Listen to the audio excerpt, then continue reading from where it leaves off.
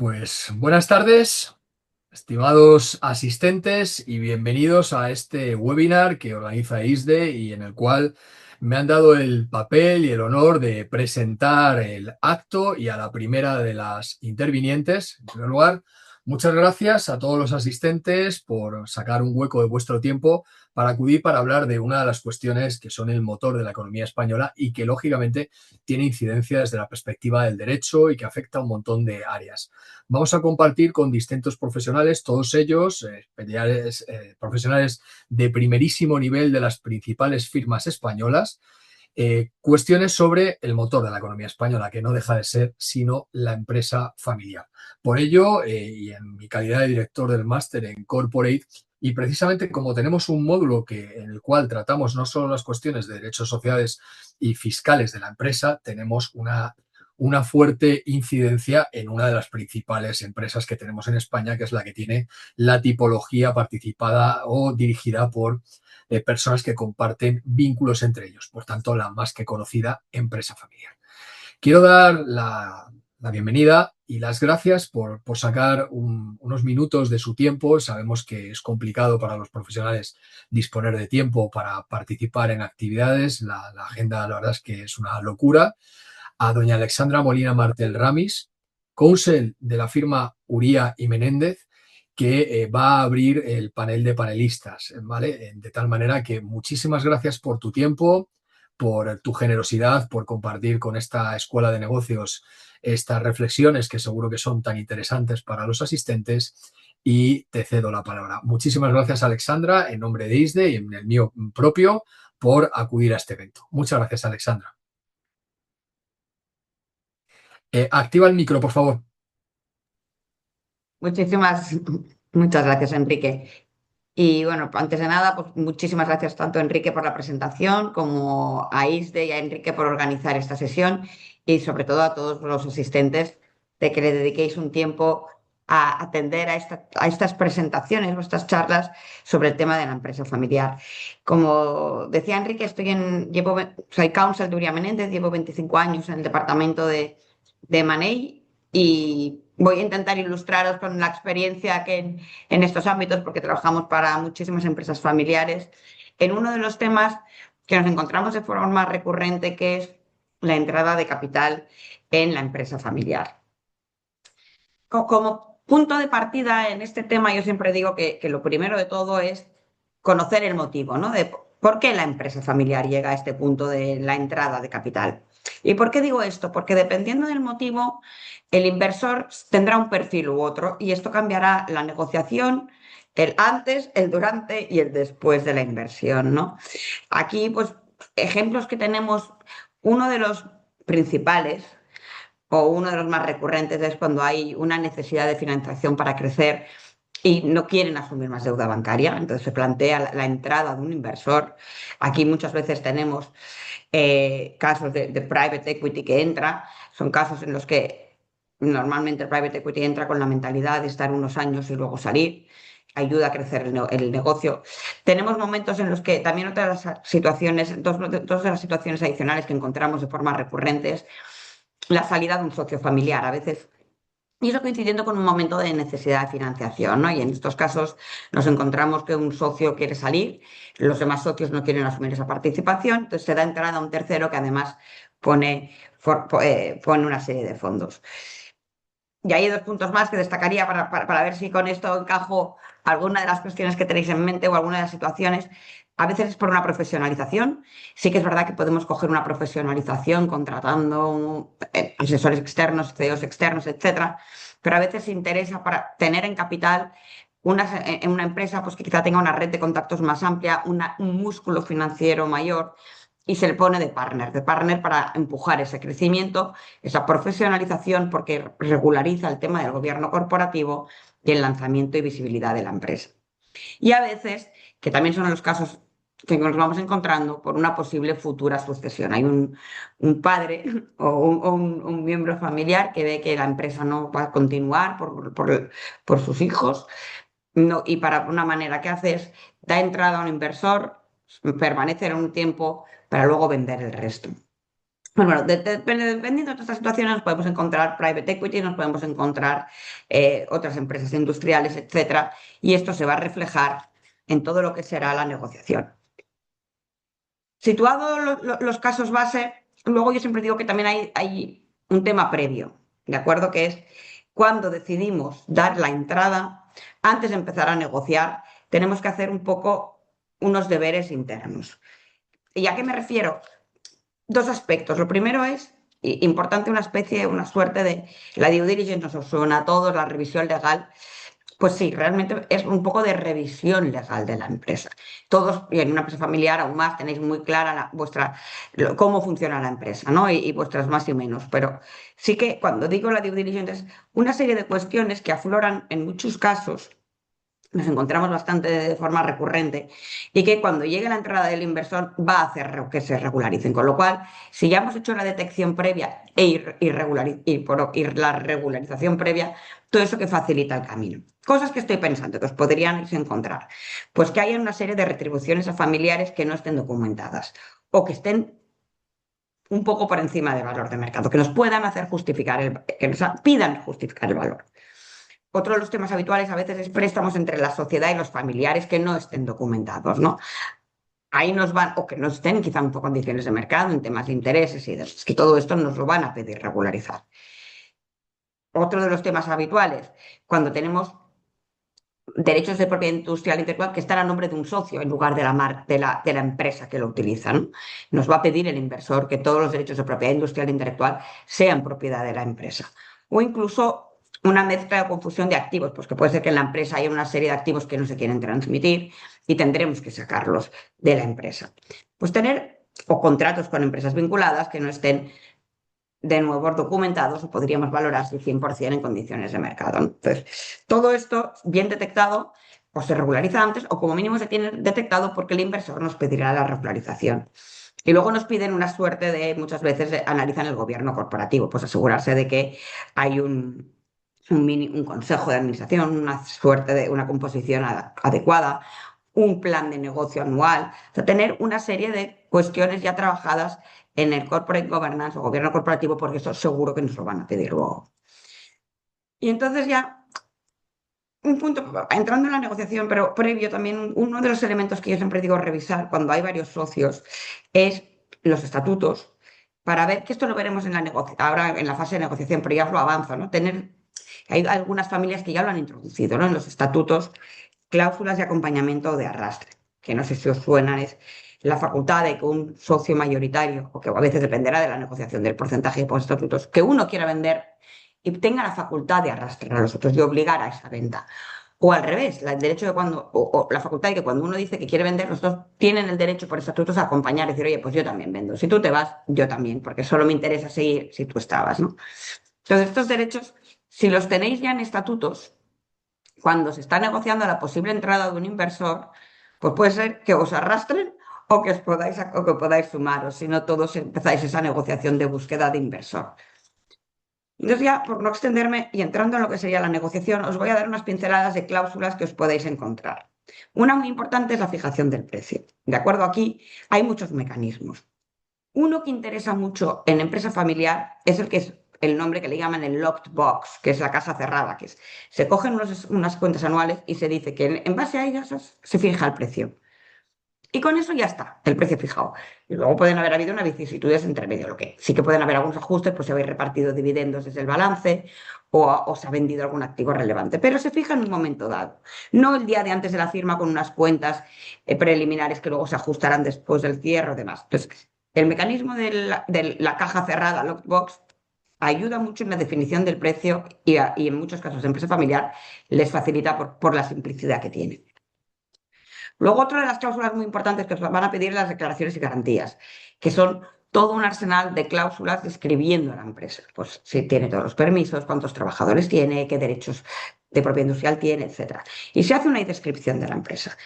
Todo lo que sea incorrecto de eso puede dar lugar a que os reclamen una indemnización por haber declarado algo que al final no casa con la empresa. ¿Por qué se hace? Porque cuando tú vas a comprar una mesa ves enseguida si el sobre está bien, si las platas están bien.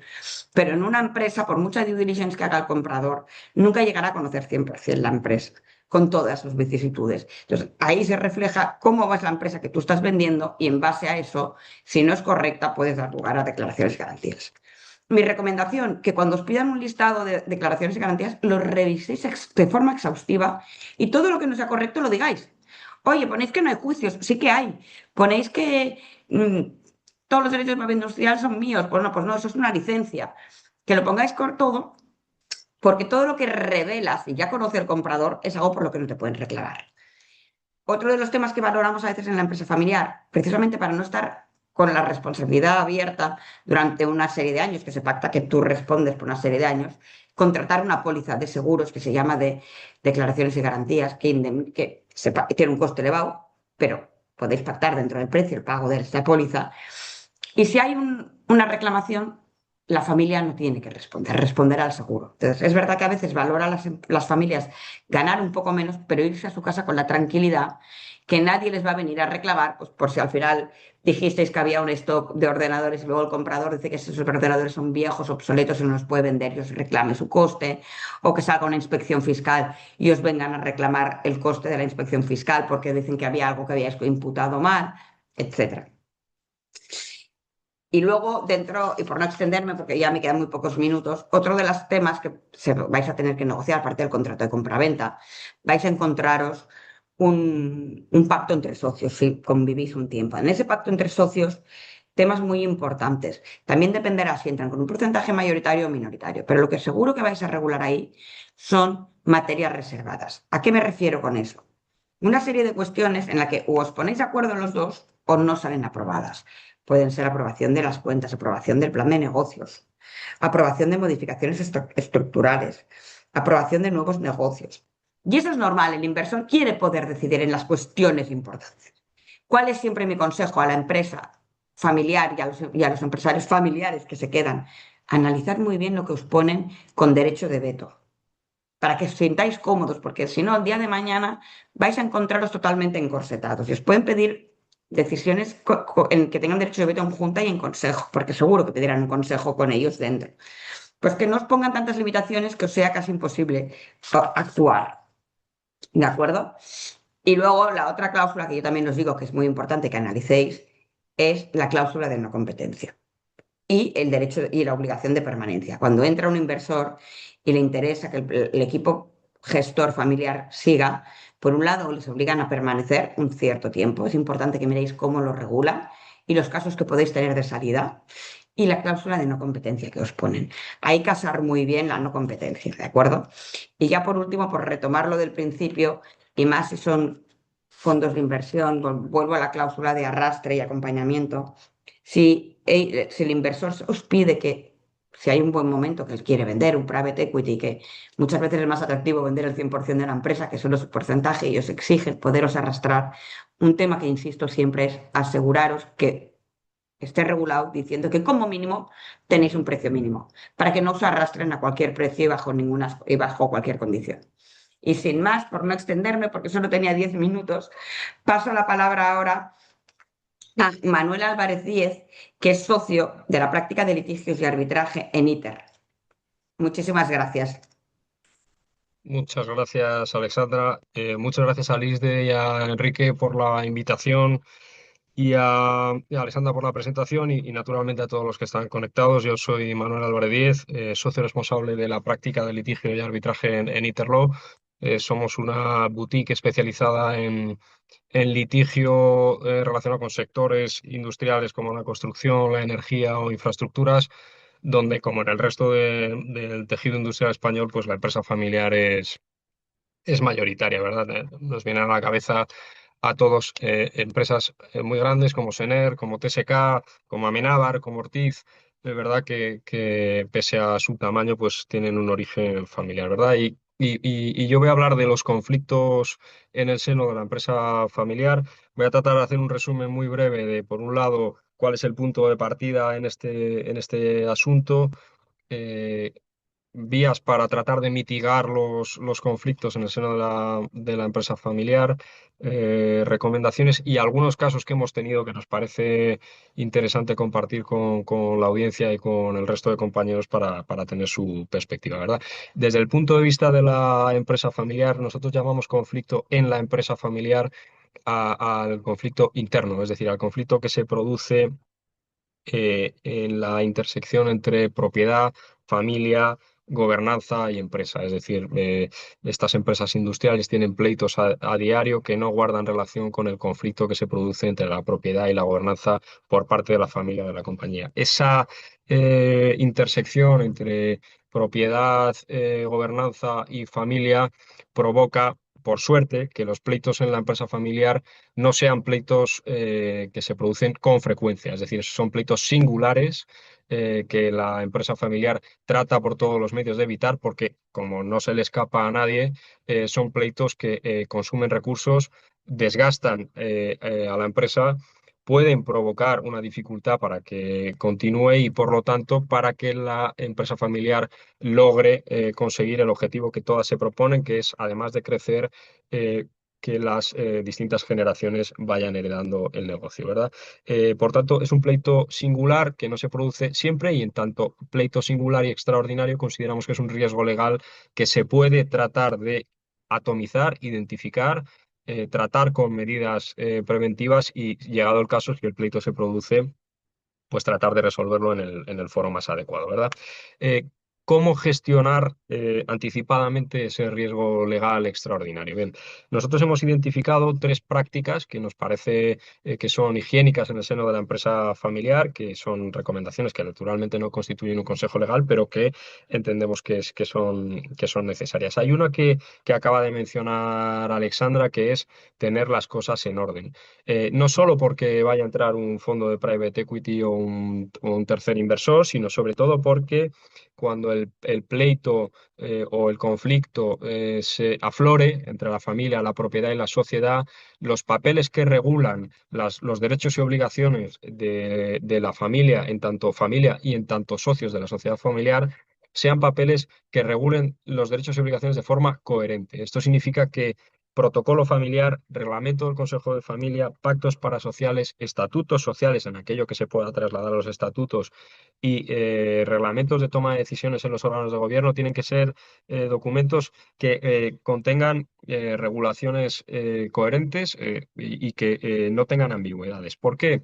Eh, con carácter general por evitar el conflicto, pero con carácter particular porque cuando suceden distintas generaciones en la empresa familiar con distintas pretensiones y perspectivas, con intención de modificar los pactos parasociales o los protocolos familiares, es especialmente importante que la regulación sea coherente, ¿verdad?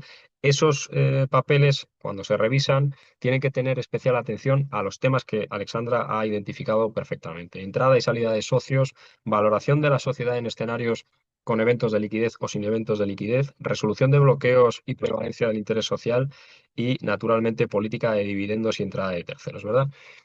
Y, por tanto, coherencia de la documentación. Segunda recomendación, analizar que el foro de resolución de disputas establecido en cada uno de esos documentos es coherente entre sí. Es decir, eh, si la empresa familiar opta por el arbitraje, todos los documentos, protocolo familiar, reglamento del Consejo de Familia, estatutos, deben establecer un foro de competencia homogéneo con el fin de dividir lo que se dice técnicamente en procesal, la división de la continencia de la causa. O sea, hay distintos litigios que se refieren al destino de la compañía, a la gobernanza, a de la compañía o a su valoración en el mismo foro, evitando que se produzcan resoluciones que puedan ser contradictorias entre sí. Y en este punto yo anoto una cuestión para que mis compañeros la comenten también, que es establecer foros de competencia en cuestiones que puedan resultar eventualmente indisponibles, ¿no? En algunas cuestiones, por ejemplo, sucesorias, que es donde se plantean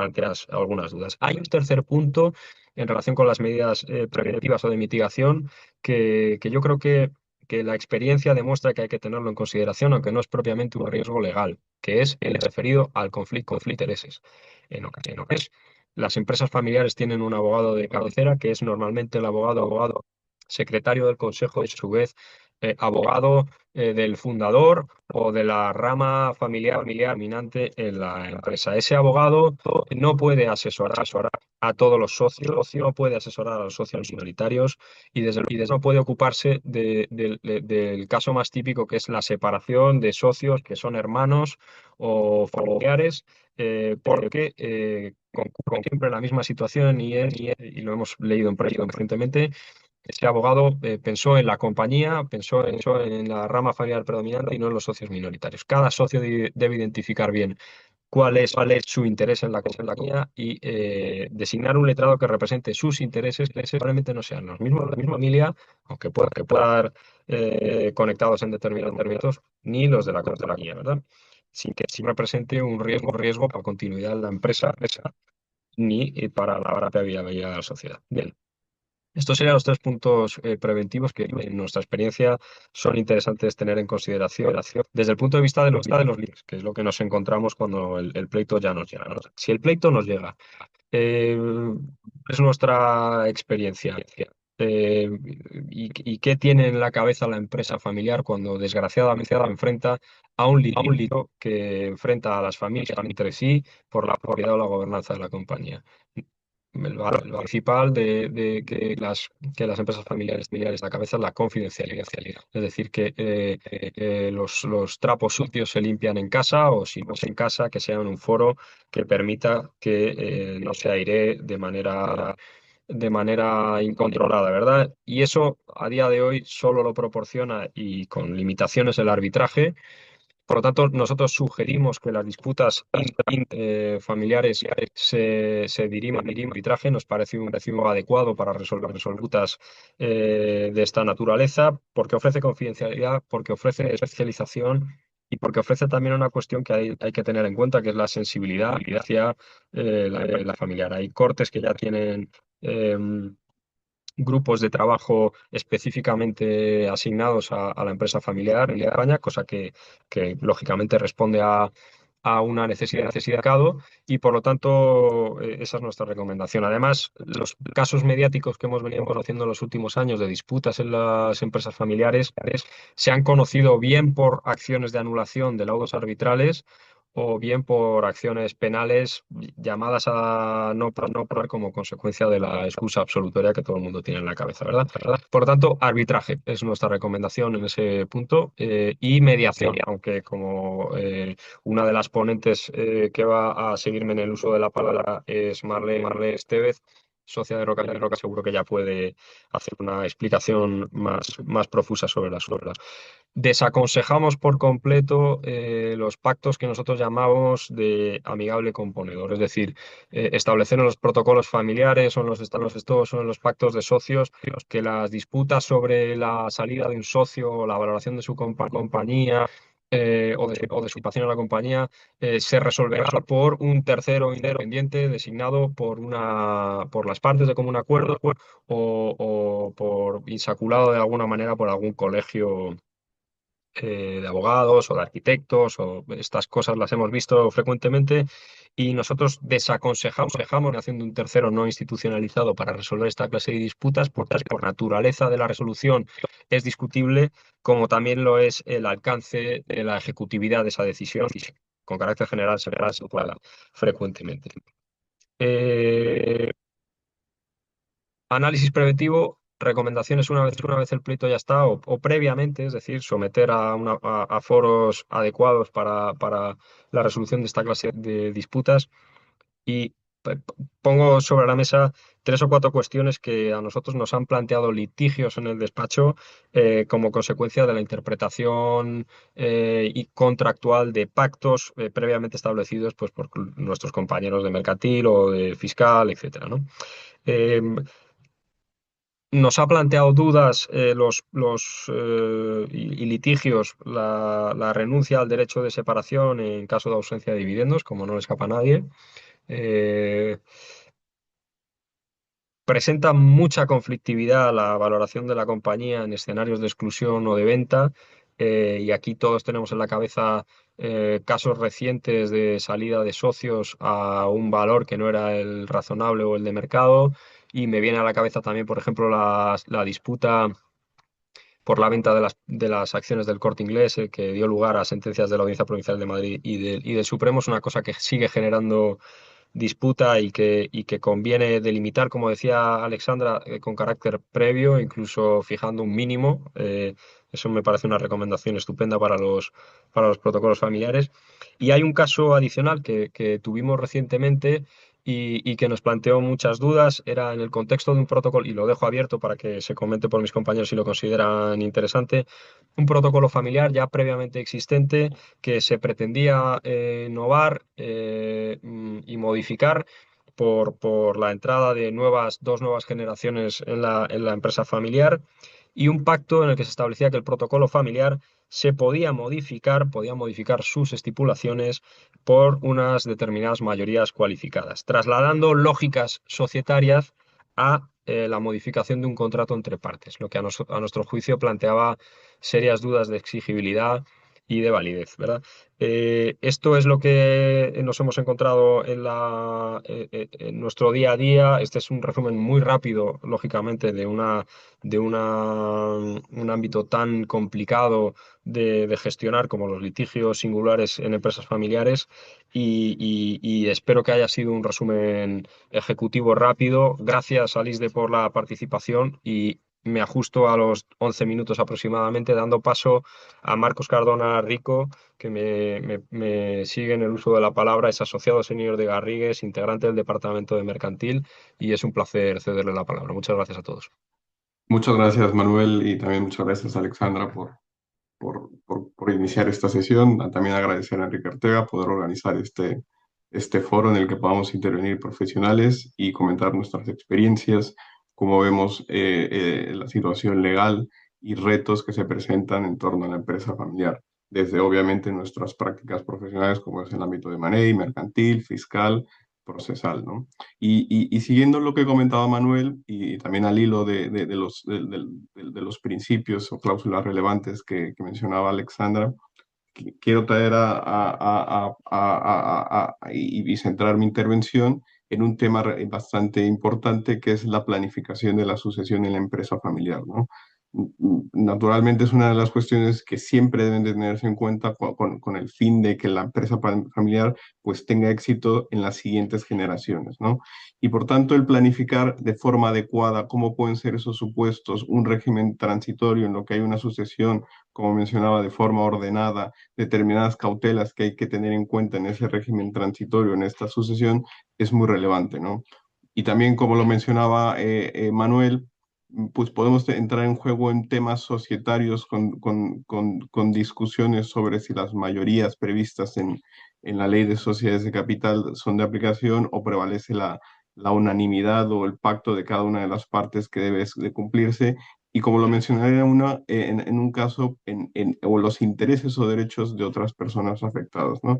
En particular, quiero mencionar una sentencia de la Sala Civil del Tribunal Supremo, que es relativamente reciente, de noviembre del 2025, en lo que centra el tema de es la pérdida del beneficio de inventario cuando el caudal hereditario incluye acciones de una sociedad mercantil, lo cual es relativamente frecuente en tratándose de estos temas de empresa familiar, que lo que se transmita a los herederos sean las acciones o participaciones de la propia empresa, ¿no? Y a lo mejor no propiamente activos o otro tipo de bienes directamente a los herederos, ¿no? Y naturalmente, como todos conocemos, pues este beneficio pues otorga esa limitación en el patrimonio del heredero, que acepta la herencia de esta forma y, no, y por tanto evita que se confunda su patrimonio con las deudas del de cuyos, ¿no? Eh, Eso es muy relevante porque al final limita la responsabilidad en el patrimonio del heredero y permite continuar con la sucesión ordenada que mencionábamos en la propia empresa, ¿no? Pero en esta sentencia se estudia, se resuelve y se decide un supuesto bastante relevante que podríamos decir de libro, pero que los matices podríamos encontrarlos más adelante o en otro tipo de cuestiones fácticas, que es que el heredero acepta bajo el beneficio de inventario, pero aparece una deuda con la agencia tributaria por un importe superior al importe de la herencia, y en el marco de las actuaciones que hace este heredero en su condición de administrador de esa herencia, pues realiza una actuación consistente en la generación de activos propios de la sociedad. Es decir, no directamente está atacando y haciendo una afectación directa sobre la herencia, que es propiamente las acciones o participaciones de la sociedad, sino que un activo de esta sociedad pues se enajena por parte de este heredero administrador en condiciones no de mercado, en un entorno cercano a este heredero, y por tanto que se ve disminuida la capacidad económica de poder responder a estas deudas, y en particular ante la agencia tributaria, ¿no? Que, como os decía, en temas de empresa familiar, pues siempre nos vemos envueltos en todo tipo de prácticas mercantil, procesal, fiscal y laboral, ¿no? El Tribunal Supremo nos recuerda que además de ser una protección para el heredero, también es una norma de conducta, una regla de conducta para proteger precisamente la administración de la herencia con una diligencia que parece que va más allá o que es distinta, o que también debe complementarse con la diligencia que se le exige a un administrador de una sociedad, con la idea de proteger ese patrimonio con el fin de satisfacer todas las deudas de los acreedores pendientes. Y oye, si se hace siguiendo estas reglas de conducta y no alcanza ese patrimonio para responder con todas las deudas, pues es donde surte efectos esta protección hacia el heredero, ¿no? Pero a la vista del comportamiento que realizó el heredero administrador sobre esta herencia, en particular en las decisiones que trasladó en la administración de la sociedad, pues se confirma la pérdida de este beneficio, y por tanto se da una aceptación lisa y llana, lo que implica la pérdida del mismo beneficio y tener que responder con su propio patrimonio de dichas obligaciones de la herencia, ¿no? Esto, naturalmente, en otros supuestos, a lo mejor sin ser una deuda tributaria, podría tener otros matices, pero es básicamente el principio que protege el Código Civil hasta en tanto existan estas deudas pendientes de pago, que es que esa administración se haga de forma diligente y con esa finalidad, ¿no? Entonces, como siguiendo las ideas que comentaba al principio, para la empresa familiar es muy importante establecer en estos protocolos familiares, estatutos sociales, estas normas de sucesión, de planificación ordenada, de un régimen transitorio hasta en tanto se pueda completar la adjudicación de la herencia, y en particular de las acciones o participaciones. ¿Para qué? Para que estas medidas, aunque serían válidas y regulares y ejecutables desde la perspectiva mercantil societaria, pues no se vean después afectadas por posibles conflictos de interés, por valoraciones fuera de mercado, y por no llevar un control de las mayorías que son necesarias, ¿no? Y en este sentido, las mayorías no solamente desde el punto de vista societario de nuestro propio pacto, sino lo que nos exige esa diligencia tratándose de la administración de estos bienes hasta en tanto se puedan pagar las deudas pendientes del de cuyos, ¿no? Por tanto, yo sí creo, como mencionaba Manuel, que esta situación de los protocolos familiares en temas de una sucesión planificada, ordenada, debe de seguir estas reglas, ¿no? Debemos de tener en cuenta otros intereses, otros acreedores que al final no estarían aquí previstos, y muchas veces esto igual no elimina y esa prueba de balas cualquier riesgo. Sí debería estarse redactado y previsto en estos protocolos familiares para tener la certeza de que estas actuaciones no se hagan. En el caso particular que mencionabas de la sentencia, había otros herederos, pero al no haber sido partícipes de estas decisiones, resoluciones societarias adoptadas, pues ellos no se vieron privados del beneficio inventario que sí lo fue para este heredero administrador, que por tanto pues tendrá que responder con su patrimonio, ¿no? Entonces es muy importante tener en cuenta todos estos elementos del protocolo familiar, y en particular este nuevo criterio, o más bien que nueva ratificación por parte del Tribunal Supremo de lo que se entiende las normas de conducta que debe de seguirse por el heredero administrador, ese régimen transitorio que nos sugiere tener que prever, y por tanto las medidas de gobernanza que podemos establecer en el documento entre todos los partícipes de la empresa familiar, ¿no? Porque al final esto va a depender en gran medida del éxito que comentaba de la empresa familiar en siguientes generaciones, ¿no? Entonces,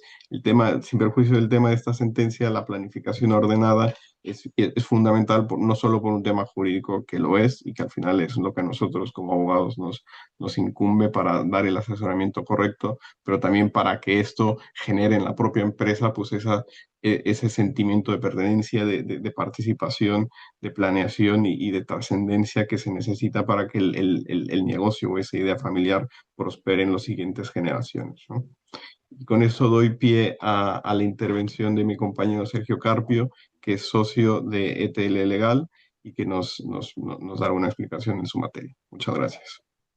Muchísimas gracias, Marcos, por vuestros comentarios. Yo voy a cambiar completamente de ritmo, me voy a ir a otra parte que es a la fiscalidad propia. Voy a dar algunas pinceladas sobre la fiscalidad propia de la empresa familiar. Y es cierto que quiero que mi intervención, en cierto modo, sea algo así como una proclama, ¿no? Con su consecuente didáctica, como no puede ser de otro modo, pero tener claro que cuando hablamos de empresa familiar, pues estamos hablando de magnitudes económicas muy relevantes, tan relevantes que esas magnitudes siempre nos conducen al lugar más beligerante cuando estamos hablando de esas necesidades de presión fiscal y de burocracia que se ejerce sobre la empresa familiar.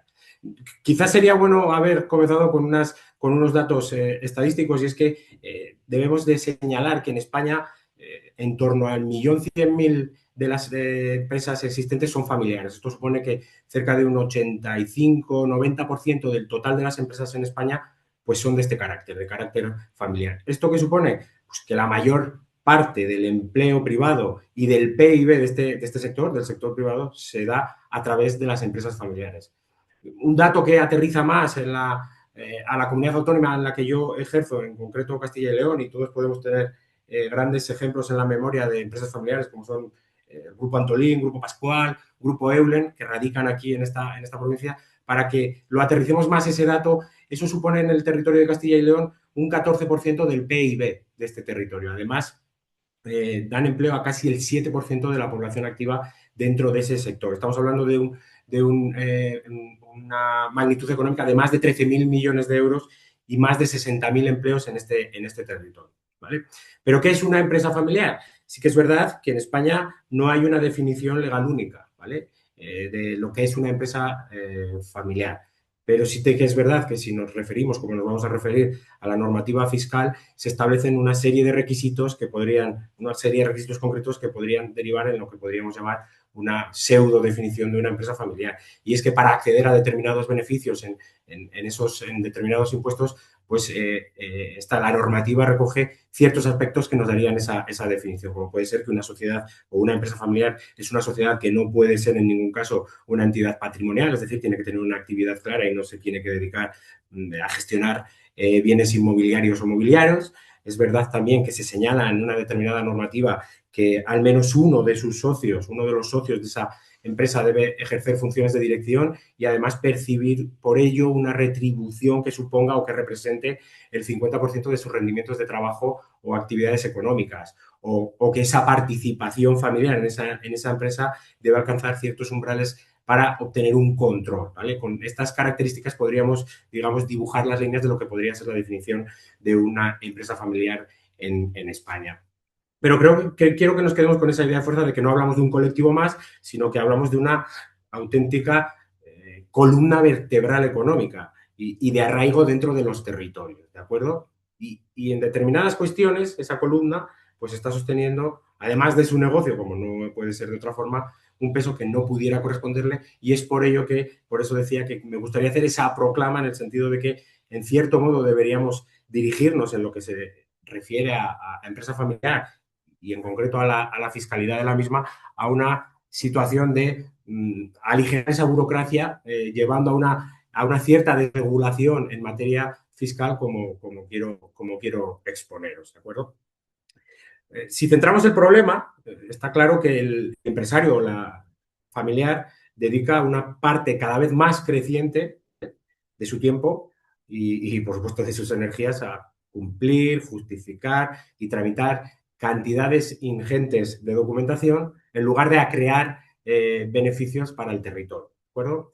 Es verdad que todo ese tiempo que no se recupera y que pesa especialmente sobre las pymes, que no debemos olvidar que la gran mayor parte de estas empresas familiares son pymes, pues es que no tienen un departamento que pueda hacer ese trabajo por ellos, lo cual para los que nos dedicamos a esto es una oportunidad clara, ¿de acuerdo? Pero también es claro que es un coste de oportunidad para las empresas familiares. Y es que, en cierto modo, cada hora que se pudiera liberar de esa burocracia a estas empresas familiares y a estos empresarios, pues serían horas que vuelven al cliente, al producto y, por supuesto, al empleo. Por tanto, es que además, si a todo esto le sumamos, en cierto modo, esa carga fiscal a la que la empresa familiar está conducida, nos encontramos con el mayor de los inconvenientes. Y es que la fiscalidad, como casi siempre, es un factor que penaliza, ¿vale? Pero aquí con mayor severidad, precisamente porque lo que hace única a una empresa familiar es su continuidad generación tras generación y muchas veces esa carga fiscal a la que se enfrenta, o esos impuestos a los que se enfrenta, no impide de alguna manera que esta transición de generación en generación se produzca. Es verdad que en España, dentro del régimen fiscal que tenemos, hay 3 pilares en los que se sustenta la empresa familiar. Lo diré muy someramente porque me consta que los compañeros que vienen por detrás ahondarán en el asunto. Y es que el régimen fiscal de las empresas familiares en España se articula en torno a 3 grandes medidas, ¿de acuerdo? Una sería la exención en el impuesto sobre el patrimonio, las bonificaciones que se contemplan en el impuesto de sucesiones y donaciones, que según cada comunidad podría llegar hasta el 99%, a pesar de que ya hay ecos de que estas posibles bonificaciones podrían desaparecer, y sobre todo también la exención de la ganancia patrimonial en el IRPF para aquel donante cuando transmite participaciones de una empresa familiar. Lo que señalábamos, la exención en el impuesto de patrimonio, esto se produce cuando las participaciones de la empresa familiar pueden quedar exentas, ¿vale?, de tributar, y esto en orden al artículo 482 de la ley, que exige que ese grupo familiar, ¿de acuerdo?, alcance conjuntamente al menos, lo digo por ser el matiz más importante dentro de este impuesto y de esta posible exención, cuando alcance conjuntamente al menos el 20% del capital de la entidad. Obviamente este umbral, si no me equivoco y si no me corregirán mis compañeros, no ha cambiado desde el año 1998, creo recordar. Y es verdad que desde ese momento a la actualidad, muchas empresas familiares han crecido de tamaño significativamente, lo que ha llevado también a un crecimiento en el número de socios, con lo cual alcanzar esta condición para poder llegar a esta exención se hace realmente complicado. Es decir, una traba más para ese relevo generacional. Una traba más que se suma la que podríamos encontrar en el impuesto sobre sucesiones y donaciones, que en cierto modo es el impuesto más relevante en el momento del relevo generacional. Si extractamos su artículo 20, el artículo de 20 de esta normativa, que prevé una reducción sobre la base imponible, una reducción que no una exención, ¿vale? Y evidentemente que puede ser muy significativa, ¿vale? Pero es que la sucesión dentro de la empresa familiar es un momento de singular importancia, ¿vale? Que con unas implicaciones mucho más allá de lo meramente tributario se ven fuertemente condicionadas por estas cuestiones, ¿de acuerdo? Es verdad que las bonificaciones en este impuesto varían notablemente en cada comunidad autónoma, pero nuevamente nos encontramos con aquello que podría ser una traba para que se produjera ese relevo generacional, que es lo que predica una empresa familiar. Y el tercer aspecto, quizá el tercer pilar en el que incluiríamos dentro de este régimen fiscal de la empresa familiar, es cuando el titular de las participaciones de la empresa familiar las transmite a sus hijos o a otros herederos mediante donaciones, que puede quedar exento de tributar en su IRPF, ¿vale?, por la ganancia patrimonial que se podría generar en esa transmisión, en esa donación. Siempre que se cumplan determinados requisitos que la propia ley establece, que no dejan de tener su complejidad y además podrían ser más cortos si nos podemos a pedir, ¿verdad? Porque, por ejemplo, los requisitos principales para el donante son la edad o una posible incapacidad, los ceses de funciones, los requisitos de la titularidad de esas participaciones y la naturaleza de la empresa, por ejemplo. Y para el propio donatario, pues también se exige que para acceder a este tipo de exenciones haya el parentesco, obviamente, el plazo de mantenimiento de esas participaciones, que se mantenga también, además, en la exención del impuesto sobre el patrimonio y, sobre todo, que haya una subrogación fiscal. ¿De acuerdo? Es evidente y la cuestión aquí es clara. Avanzar en terminar con estos impuestos, es decir, la idea que cada vez más asociaciones de empresa familiar están proclamando es que debemos acabar con estos impuestos de patrimonio y de sucesiones, porque son dos de los impuestos que más directamente golpean en el relevo generacional a pesar de sus posibles exenciones, ¿vale? Y esto ya es una cosecha personal. Debemos pensar que si un impuesto que obliga de alguna manera a vender o a trocear la empresa para poder heredarla, destruye justamente además el arraigo que decimos que queremos proteger, ¿no? No tiene ningún sentido que la fiscalidad destruya ese paso de generación a generación. Cierto es que en 2026, bueno, se están dando cambios, hay ciertos cambios normativos que se centran en simplificar de alguna manera las estructuras impositivas, y entiendo que mis compañeros lo hablarán, se refuerzan determinadas deducciones por innovación, se fomentan otras inversiones, sobre todo en materias sostenibles, y es verdad que las empresas familiares tienen una entrada fácil en estas deducciones, el poder beneficiarse en estas deducciones, sobre todo en lo que más se está dando es en tecnología e innovación.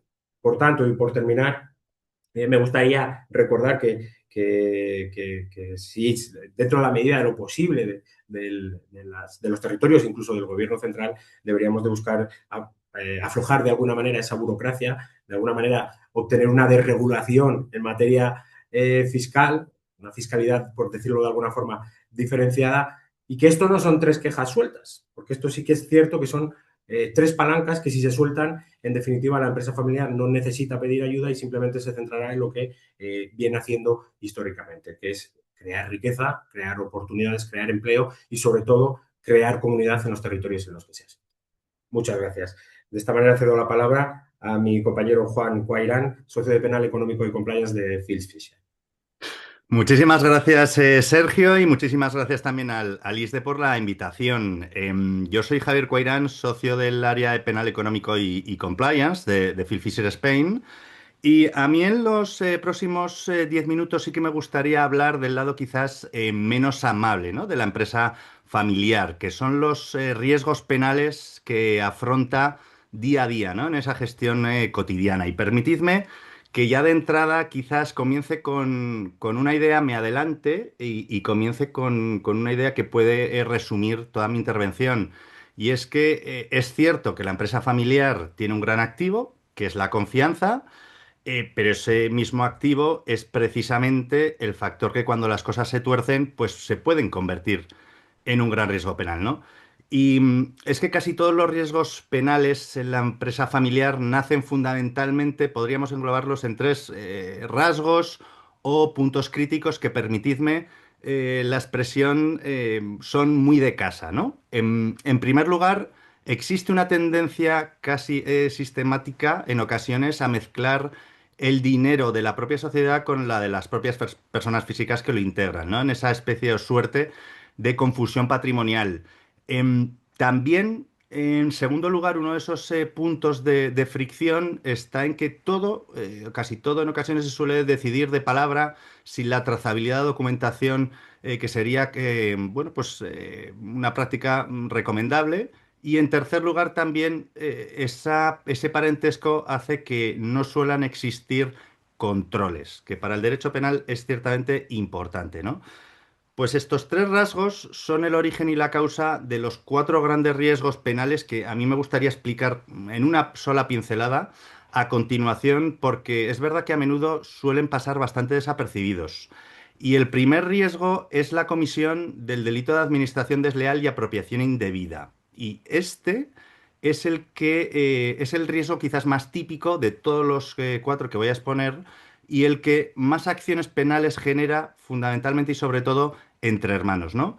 Imaginaos al fundador de una empresa familiar que sigue gestionando esa sociedad pues como si fuera suya. Es la clásica gestión personalista del empresario hecho a sí mismo, que bueno, de buenas a primeras, pues el coche de la empresa se lo deja usar a su hija para acudir a la universidad, la reforma de su segunda vivienda, pues la paga con los activos, con los fondos de la empresa familiar, y introduce como concepto pues algo que no obedece a la realidad, ¿no? Como gastos de mantenimiento de instalaciones, por ejemplo.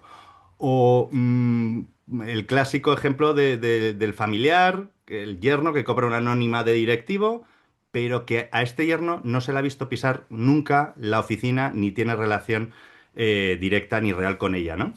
Claro, cuando las cosas van bien y cuando todos ganan dinero, pues nadie dice nada ni revela absolutamente nada de la realidad de esta manera de proceder, ¿no? Pero sí que los problemas suelen llegar el día en que la rama de la familia que se quedó fuera de la gestión accede por fin a la contabilidad que desconocía, normalmente pues tras una herencia, una disputa, una pelea, y ahí a partir de ahí empieza a tirar del hilo. Y es aquí precisamente donde el Código Penal entra y distingue estas dos conductas que conviene tener en cuenta. Una es, como he dicho, el delito de administración desleal, que en muy resumidas cuentas es usar mal el patrimonio de la sociedad para intereses pues ajenos a la empresa. Y otro es el de la apropiación indebida, que este tiene más fácil explicación, que es apropiarse definitivamente con el dinero de la sociedad como si fuera propio, ¿no? Em, para que se entienda, si este yerno usara el dinero de la caja para tapar un agujero y después lo devolviera, pues aquí estaríamos hablando de administración desleal, por cuanto no hay una apropiación definitiva. Si en cambio no lo restituye, pues estaríamos en el segundo de los casos. El segundo de los riesgos es el delito de insolvencia punible. Y aquí ya estamos en un escenario en cuando la empresa se encuentra en dificultades económicas, cuando la empresa ya no va bien. Suele ocurrir en los relevos generacionales, cuando pues, los hijos o los nietos heredan ese negocio, o que no entienden o que no funciona, pero por alguna de las causas no acaba de ir, ¿no? Y por poner un ejemplo, una sociedad familiar que empieza a tener problemas serios y ve venir el concurso. ¿Aquí qué suele pasar? Pues, por ejemplo, vemos casos en los que los principales activos de esa sociedad familiar pues aparecen de repente vendidos por arte de magia a una nueva sociedad, casualmente constituida hace solo 2, 3 meses y cuyo administrador, qué casualidad, suele ser una de las personas relacionadas, un primo suyo. O que justo antes de caer en insolvencia actual se devuelve el préstamo a un solo acreedor de los tantos que tiene esa sociedad familiar, pero que resulta ser cosas de la vida, pues la madre la acreedora, ¿no? Mientras los bancos y el resto de acreedores pues se quedan sin cobrar sus derechos de crédito. Pues bien, estas conductas también tienen nombre en el Código Penal. Tanto el vaciado de la sociedad familiar para que los acreedores no cobren, como pagar a un acreedor, digamos, más estrecho o amigo en perjuicio del resto, pues puede ser constitutivo de un delito de insolvencia punible. Y además, aquí hay que tener en cuenta una particularidad de las empresas familiares, que mientras en una empresa normal, digamos, demostrar que hubo un desvío y a quién benefició, pues cuesta razonablemente llegar al fondo, en una empresa familiar es mucho más simple. ¿Por qué? Porque el activo casi siempre acaba en manos del primo, del cuñado, de la madre, de cualquier familiar. Es decir, que la estructura propia familiar siempre deja huella de este tipo de conductas, ¿no? Y el tercero de los riesgos toca muy de cerca a los compañeros fiscalistas como Sergio, que me acompañan, y son los delitos contra la hacienda pública. ¿Por qué? Porque es cierto que inicialmente la empresa puede tener un régimen fiscal muy favorable, pensado con muy buen criterio, pues para que el negocio sobreviva, ¿no? Al cambio de generación. Pues hablamos, por ejemplo, de bonificaciones en el impuesto de sucesiones, hablamos que se tenga esa idea de constituir sociedades holding que agrupen el patrimonio, hacer donaciones de participaciones en favor de los hijos. Bueno, todo esto es perfectamente legal y, por supuesto, no hay ningún problema. Sin embargo, el problema sí que puede venir cuando la estructura se monta solo en torno al papel, sin que obedezcan a negocios jurídicos reales. Y pensemos, por ejemplo, en el caso, la creación de una empresa holding familiar para acogerse a determinadas empresas fiscales, pero esa holding ni tiene oficina, ni tiene empleados, ni tiene actividad real. Vamos, que es una caja vacía, es un bluff.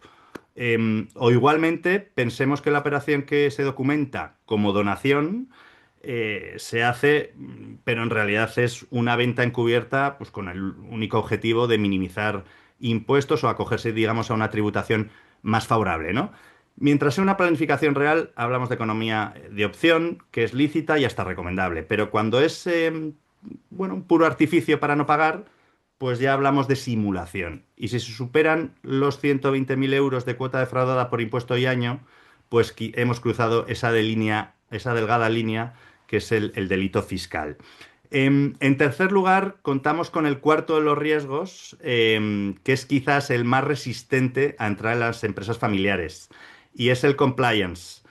Como saben, desde 2010 las empresas responden penalmente, pueden ser condenadas, pueden ser multadas e incluso disueltas si no hay ninguna actividad real detrás. Sin embargo, a cambio, aquí la ley les ofrece un salvavidas, que es el compliance. Si tienen un modelo de prevención de delitos serio y eficaz, pues estas empresas pueden quedar exentas o al menos ver atenuada esa responsabilidad para el caso de que uno de los empleados pues haya cometido un delito, ¿no? En el seno de esa empresa familiar. Pues bien, la experiencia nos dice que a pesar de esto, la empresa familiar es con mucha diferencia la más reacia a implantarlo, ¿no? Con ese argumento que hemos oído muchas veces de que, bueno, pues aquí funcionamos así, somos familia, no necesitamos controles. Pues bien, precisamente esta idea las deja muy expuestas cuando, pues, por ejemplo, estalla un fraude, un pago irregular. Aquí la empresa, la que tiene un buen modelo de compliance, pues qué duda cabe que puede acreditar que hizo lo que debía y que por tal razón, pues aspira a estar exenta de responsabilidad penal, ¿no? Que la puede contaminar.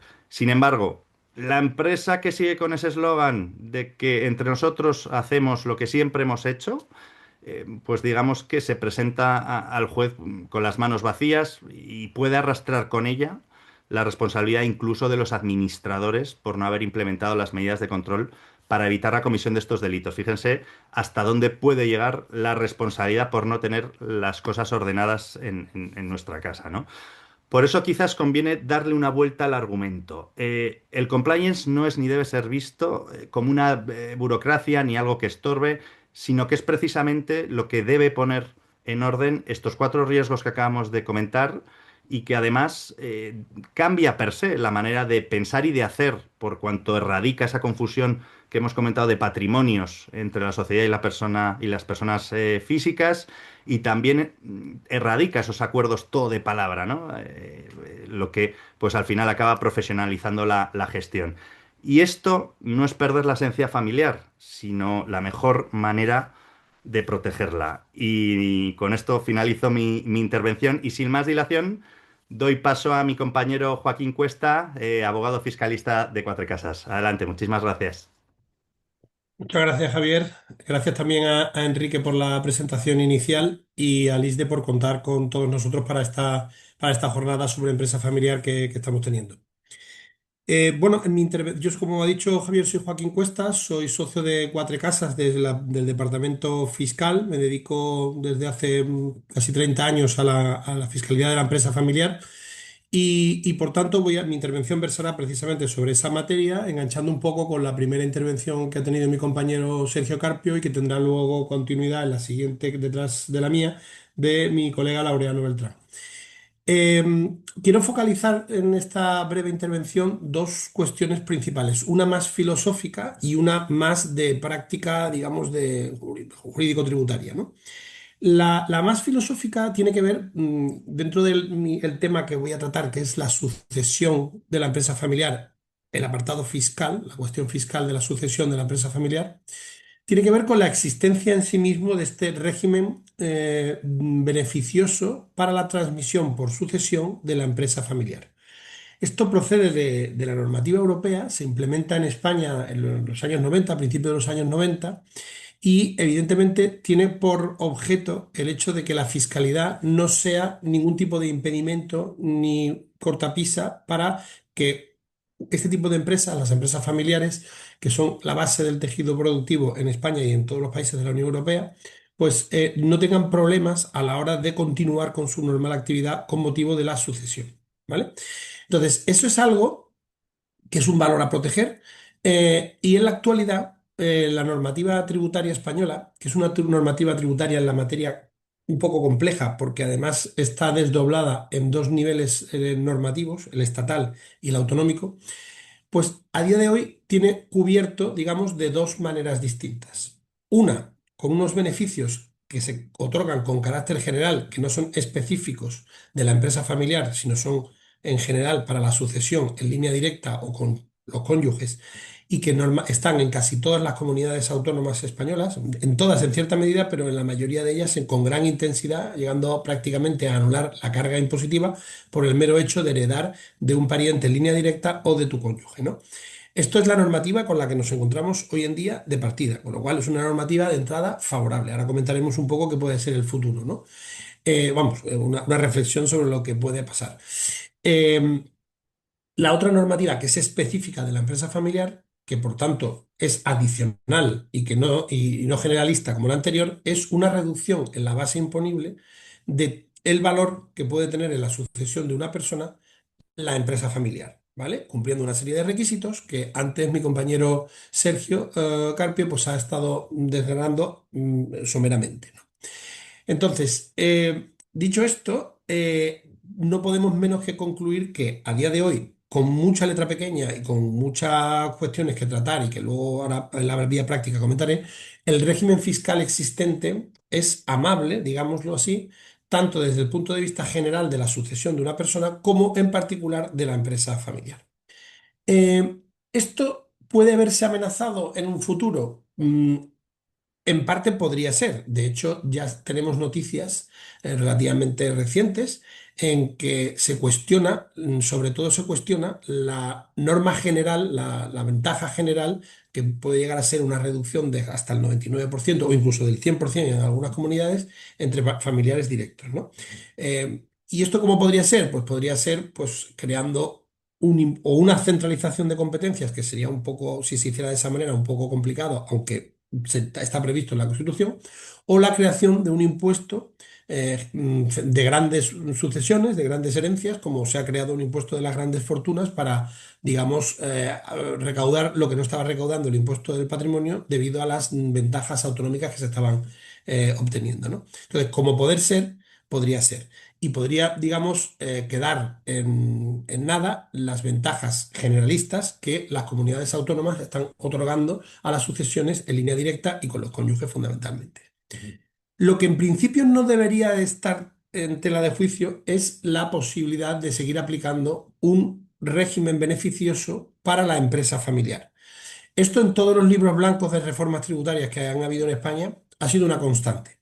Bien es cierto que la normativa tributaria española en la materia, sobre el papel, es una normativa que va, incluso diría, más allá de lo que inicialmente se preveía a nivel comunitario y que tiene una ventaja fiscal, repito, sobre el papel bastante amplia. Entonces, es verdad que en algunas de las reflexiones que se hacen con motivo de algunas reformas que se han hecho anteriormente, se hablaba de conservar los beneficios de la empresa familiar, si bien matizarlos de alguna manera. De tal manera que la sucesión se convirtiese pues, en una suerte de impuesto de transmisiones patrimoniales, con tipos más bajos que los de la sucesión, pero sí que hubiera un efectivo pago de impuestos como tal.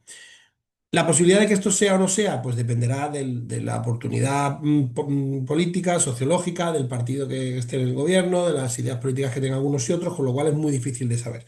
Pero es cierto que tenemos esa doble, digamos, barrera, como podrían ser las normas generalistas, ventajas fiscales generalistas en la sucesión y las específicas de la empresa familiar.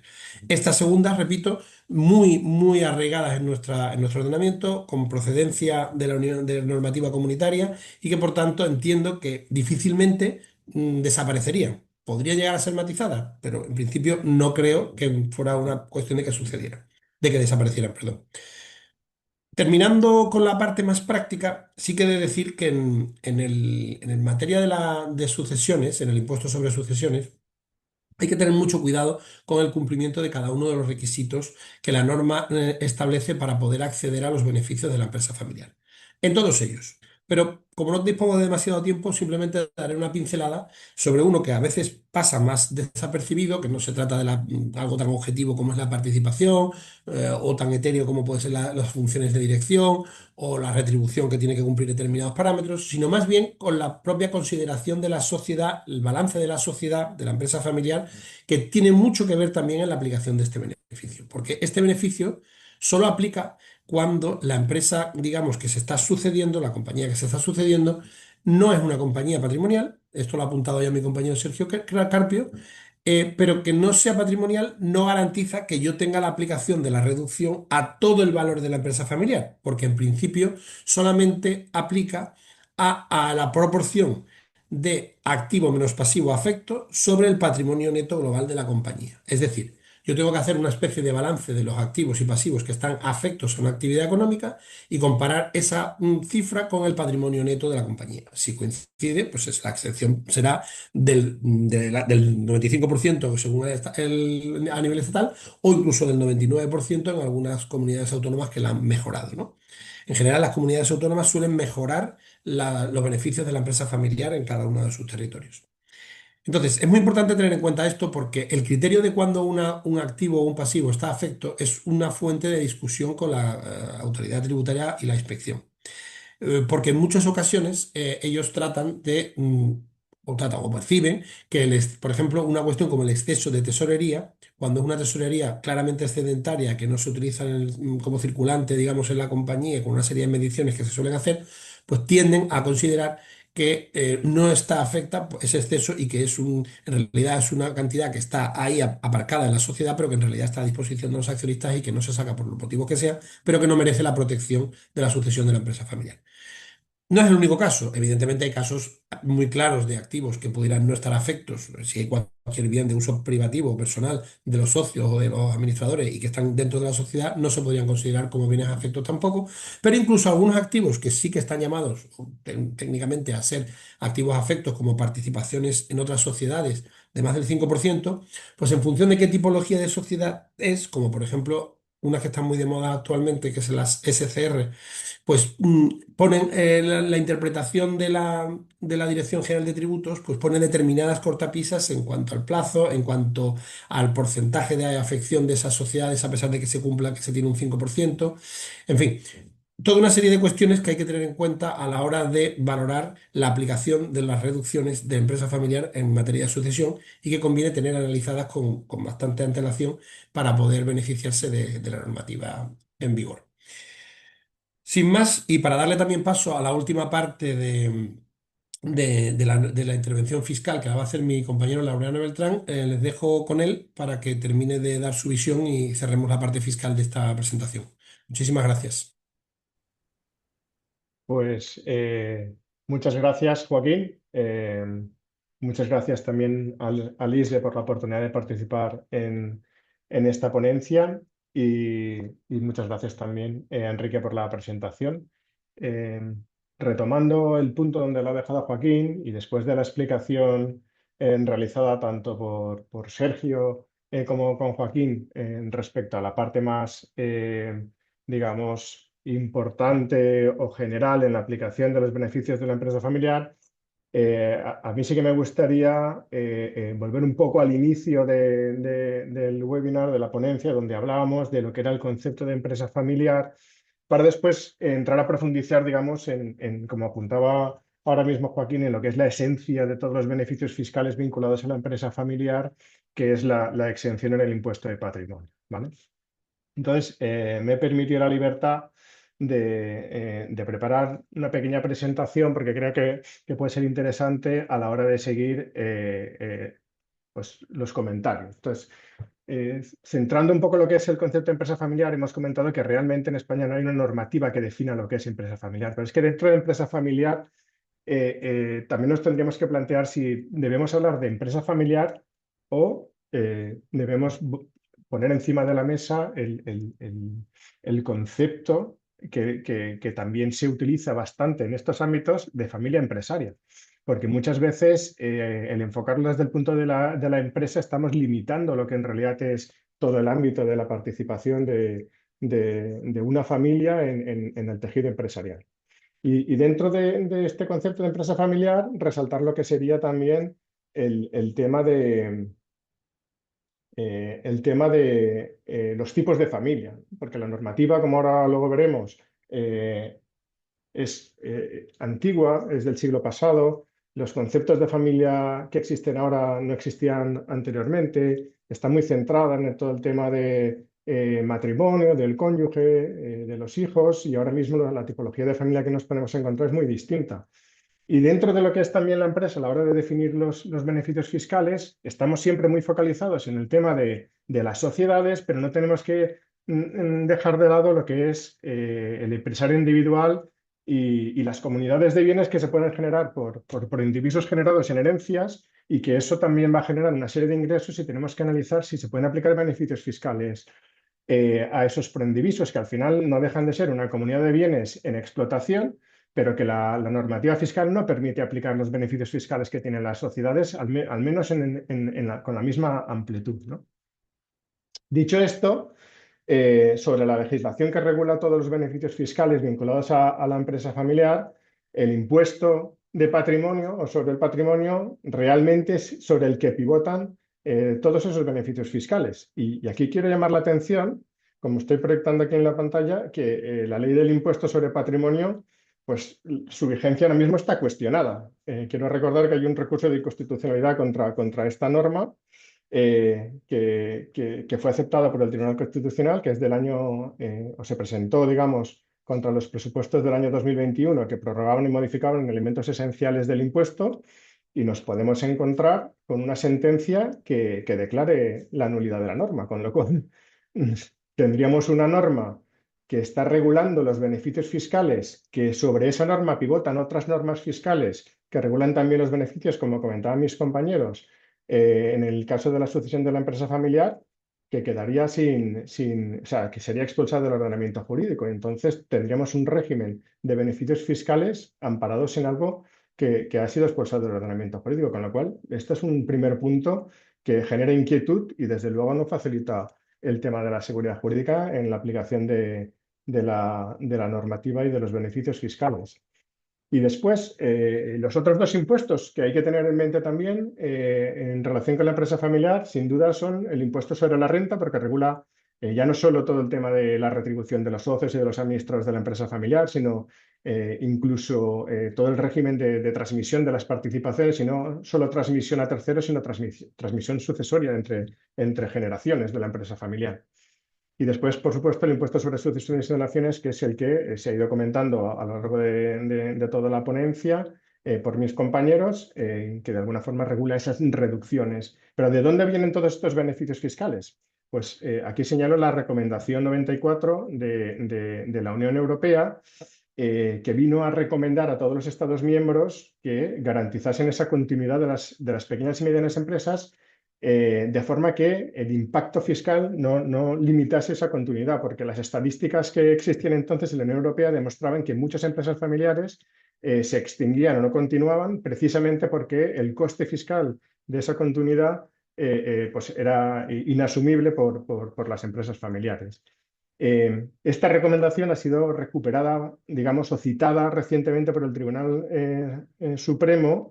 Ya desde el 2009 hizo alguna referencia, pero últimamente en el año 25-26 han salido varias sentencias del Tribunal Supremo que están retomando, digamos, la esencia, digamos, o esos principios de recomendación de la Unión Europea, y de alguna forma está limitando el exceso de formalismo que la agencia tributaria proyecta sobre los requisitos para aplicar los beneficios fiscales, y que en muchas ocasiones evitan conseguir ese objetivo de la recomendación, que era que la empresa familiar no se vea obstaculizada por los regímenes fiscales que existan en la aplicación de esos beneficios que precisamente existen para que esa empresa familiar pueda existir.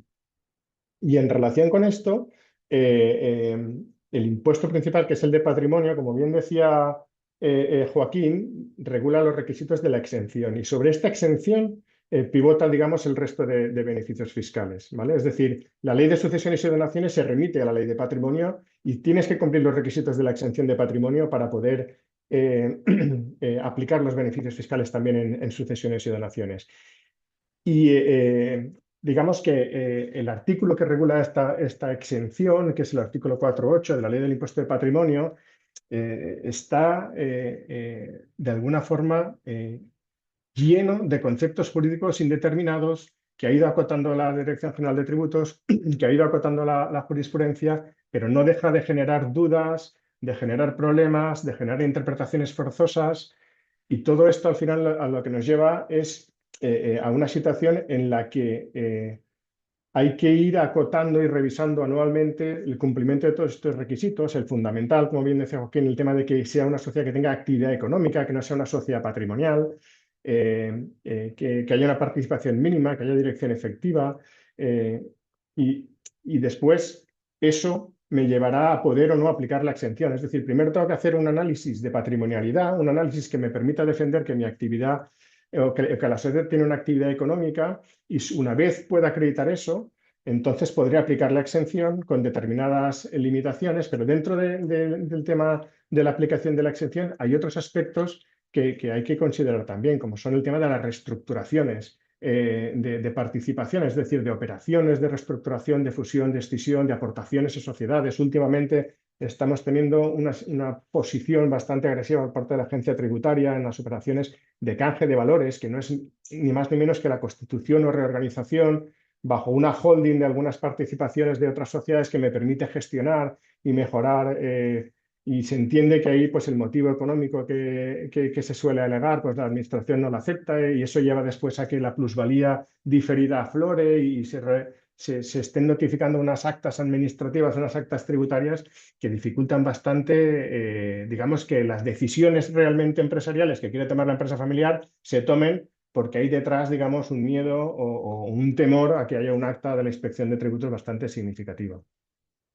El impuesto de la renta de las personas físicas también es esencial, como hemos dicho, y aquí hay que llamar la atención también, y lo han ido exponiendo el resto de compañeros al hablar de los distintos aspectos de la empresa familiar, que muchas veces dentro de la empresa familiar, digamos, hay distintos gastos, usos, servicios, activos que no están directamente relacionados con la actividad económica, y que desde el punto de vista fiscal pueden tener la problemática de que se consideren, como define la norma en el artículo 25.1d, como utilidades, y que en el fondo no es más que un dividendo encubierto, y que ante una posible revisión por parte de la agencia tributaria nos lleve a liquidar, digamos, la tributación por esas utilidades o usos que se hacen de esos activos y que no están vinculados directamente a la actividad económica. Por finalizar, yo creo que las conclusiones que querría trasladar es que estamos en una regulación que es muy importante. Hay que tener en cuenta que el 28% del PIB de España lo generan las empresas familiares, y sin embargo estamos hablando de leyes del año 87 y del año 91, sobre todo la de patrimonio del año 91. La situación social, la situación económica, todo el tema de las nuevas tecnologías no se tiene en cuenta en esa normativa, no aparece por ningún lado. Entonces, yo entiendo que debería haber como una unificación normativa, que vale la pena que exista una norma que regule la relación de las empresas familiares y que desde el punto de vista fiscal simplifique muchísimo los requisitos y los aclare, porque ahora mismo los que tenemos son muy farragosos, son complejos, son poco claros, y generan mucha contingencia y generan mucho enfrentamiento en administraciones y sobre todo a nivel de tribunales. También es interesante tener en cuenta que la empresa familiar, lamentablemente, a la tercera generación solo llegan entre el 7 y el 15% de las empresas. Entonces, todo lo que sea facilitar esa sucesión, todo lo que sea facilitar o evitar, digamos, esas trabas en la continuidad, será facilitar que se genere riqueza, que se generen empleos y que haya crecimiento económico. Con lo cual, la transición de la segunda a la tercera generación, digamos, es el punto clave dentro de lo que es la empresa familiar. Y después, para realmente tener la tranquilidad de que estamos cumpliendo esos requisitos y que podemos aplicar los beneficios fiscales, pues es importante hacer una buena planificación integral teniendo en mente esos tres impuestos, ¿no? El impuesto de la renta, el impuesto de patrimonio, que es sobre el que pivota el cumplimiento de todos los requisitos, y el impuesto de sucesiones y donaciones, obviamente con todas las derivadas de cada comunidad autónoma en la regulación específica. El cumplimiento de esos requisitos tiene que ser riguroso, porque la visión de la Administración en el análisis del cumplimiento de esos requisitos es extremadamente formalista. Y eso lo tenemos que tener en cuenta a la hora de hacer ese análisis, ¿vale? Y tener siempre en mente el tema de la normativa autonómica. Con lo cual, como resumen de mi ponencia, yo creo que lo interesante es resaltar que el cumplimiento de los requisitos es algo que es muy importante, que ahora mismo la normativa es suficientemente amplia y no lo exacta que debería ser para garantizar esto, y que de alguna forma sería interesante cambiar pues digamos esa normativa y mejorarla. Con eso finalizo mi ponencia. Doy paso a Marlene Estevez, que es socia de Roca y que seguirá con la ponencia. Muchas gracias a todos.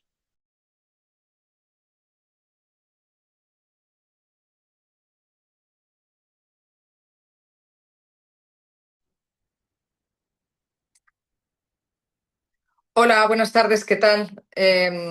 Disculparme que no conseguí activar el volumen. Muchas gracias, Laureano, y un placer estar aquí con todos vosotros esta tarde. Yo iba a hablar de la mediación en el entorno de la empresa familiar, ¿vale? ¿Por qué es tan importante y cuál es el mayor riesgo que veo en una empresa familiar? No es tanto desde mi punto de vista, muchas veces los cambios regulatorios o la competencia o el relevo generacional, pero sí la experiencia nos demuestra como uno de los principales riesgos son los conflictos familiares, ¿no?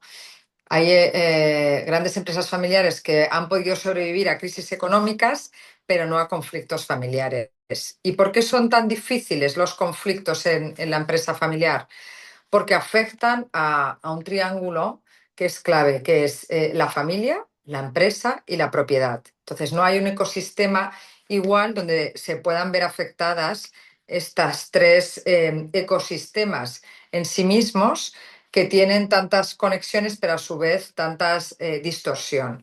¿Por qué? Porque en la familia, pues hay muchas emociones, hay una historia que es compartida, hay reconocimiento mutuo, hay expectativas familiares, entonces se generan, bueno, pues un tipo de conversación diferente al de la empresa, donde lo que se está buscando más es precisamente los resultados, una buena gestión, ¿no? ¿Cuál es la estrategia correcta? ¿Quién ostenta el liderazgo dentro de la empresa familiar? Y al mismo tiempo se da otra circunstancia que es la propiedad, ¿no? ¿De quién es esa empresa? Oye, pues es una cuestión de patrimonio, es una cuestión que para mí son importantes los dividendos o no, cómo se va a producir esa sucesión, con todo el tema de los protocolos familiares que también regulan, ¿no?, las cuestiones de gobierno dentro de la empresa. Entonces, estos tres vértices de este triángulo muchas veces presionan en sentido opuesto y se generan conflictos que son muy profundos. Y porque cuando se mezclan y todo aparece como conversación empresarial, la realidad es que en los conflictos empresariales se esconden detrás muchas necesidades emocionales profundas de las partes. Y no se está discutiendo realmente solo sobre acciones, ¿no?, sino más sobre pues, una cuestión de confianza, de pertenencia, de identidad, de legado. Y esto es difícil que se resuelva realmente en vía judicial o en una vía arbitral. Y aquí considero que la mediación puede tener un rol clave en este tipo de disputas. ¿Y por qué? Porque la mediación, como sabéis, es esa herramienta que nos ayuda a las partes, gracias a la función del mediador, a llegar a un acuerdo. Es como una negociación asistida, ¿no? ¿Y cómo se ayuda a llegar a un acuerdo? Hay diferentes técnicas que se utilizan, pero uno de los grandes instrumentos es la pregunta. Entonces, con la pregunta logramos obtener mucha información de realmente qué hay detrás de las posiciones de las partes, porque una cosa es lo que se escribe y el papel lo aguanta todo, y otra cosa es cuál es la problemática, como os decía antes, real. Y si el ejercicio del iceberg en cualquier controversia empresarial funciona, cuando la controversia es de una empresa familiar, funciona aún mejor. ¿Por qué? Porque en el entorno de las controversias, de las disputas, las partes suelen estar ancladas en las posiciones, ¿no? Yo versus tú, tengo razón por esto, esto y esto. Sin embargo, la realidad, lo que me está doliendo y lo que a mí me preocupa son otra serie de cosas que son mucho más profundas. Y con la mediación somos capaces de bajar ahí y de encontrar soluciones que realmente pueden ser muy interesantes para para todas las partes. Y además se produce una cosa que es muy bonita, que es cuando el conflicto existe y las partes lo reconocen, gracias a la mediación, las partes en conflicto se pueden llegar a transformar. Y cuando se transforman, no hace falta muchas veces ni llegar a un conflicto porque el propio conflicto desaparece fruto de la transformación de las partes. Os estoy hablando a disputas estilo conflicto, ¿no?, entre hermanos, pero por decisiones estratégicas de gestión de la empresa, por reparto de responsabilidades, pero también temas de sucesión, por ejemplo, generacional. Cómo tiene que ser la elección del sucesor, cómo tiene que ser el reparto de dividendos, cómo se incorporan o no, si dejamos que se incorporen o no los hijos, y cómo va a ser la retirada del fundador, pero también oye, cómo se puede producir, puede que haya ramas familiares que estén interesadas en la venta de una unidad productiva o de participaciones y otros no, o disputas relacionadas con el tema de la profesionalización de la propia organización o cómo se van a desvincular socios y conflictos societarios tradicionales. Entonces aquí la mediación se puede plantear bien porque está recogida en el protocolo familiar, bien porque está recogida en los estatutos o en los pactos de socios, o bien porque cuando existe la controversia, pues una de las partes la propone. Entonces, la otra parte tiene que aceptar, puede ser previa reunión con el mediador o directamente porque se lo propone la otra parte y se pueden hacer acuerdos. Es proceso en ese sentido para abrir la vía de la mediación, que no tienen ni por qué suspender la vía judicial ni arbitral, que son procedimientos que pueden ir sustanciándose en paralelo, con lo cual se gana tiempo, se gana eficiencia, se gana confidencialidad, pero sobre todo se gana el mantener la relación, ¿no? Cuando hay esa disputa que es tan dura y tan emocional, como decíamos antes, aunque no se lo aparente ser al inicio de la controversia, la mediación lo que ayuda es a preservar la unidad familiar, que muchas veces es lo más relevante en estas controversias. Esa relación, ¿no?, que tantos efectos colaterales puede haber, porque no podemos olvidar que tras una sentencia o un laudo siempre hay alguien que gana y alguien que pierde. Pero tras una mediación es difícil que las partes enfrentadas no logren seguir pudiéndose sentar en la misma mesa, porque se pasa a hablar de posiciones y se empieza a hablar de intereses, ¿no? Y después salen que a lo mejor cosas estilo no se quiere vender porque realmente, no porque no se esté de acuerdo a lo mejor con la idea, pero puede haber detrás miedo o puede haber pérdida de identidad o puede haber que realmente una persona se siente poco reconocida. Entonces se puede llegar a soluciones que el derecho no puede dar por sí mismo en ese sentido y que en cambio se pueden construir explorando esa curiosidad y un interés real y que pueden ayudar a que sea a diseñar un mejor futuro y a no estar anclados, ¿no?, como decía Sócrates, ¿no?, en el pasado.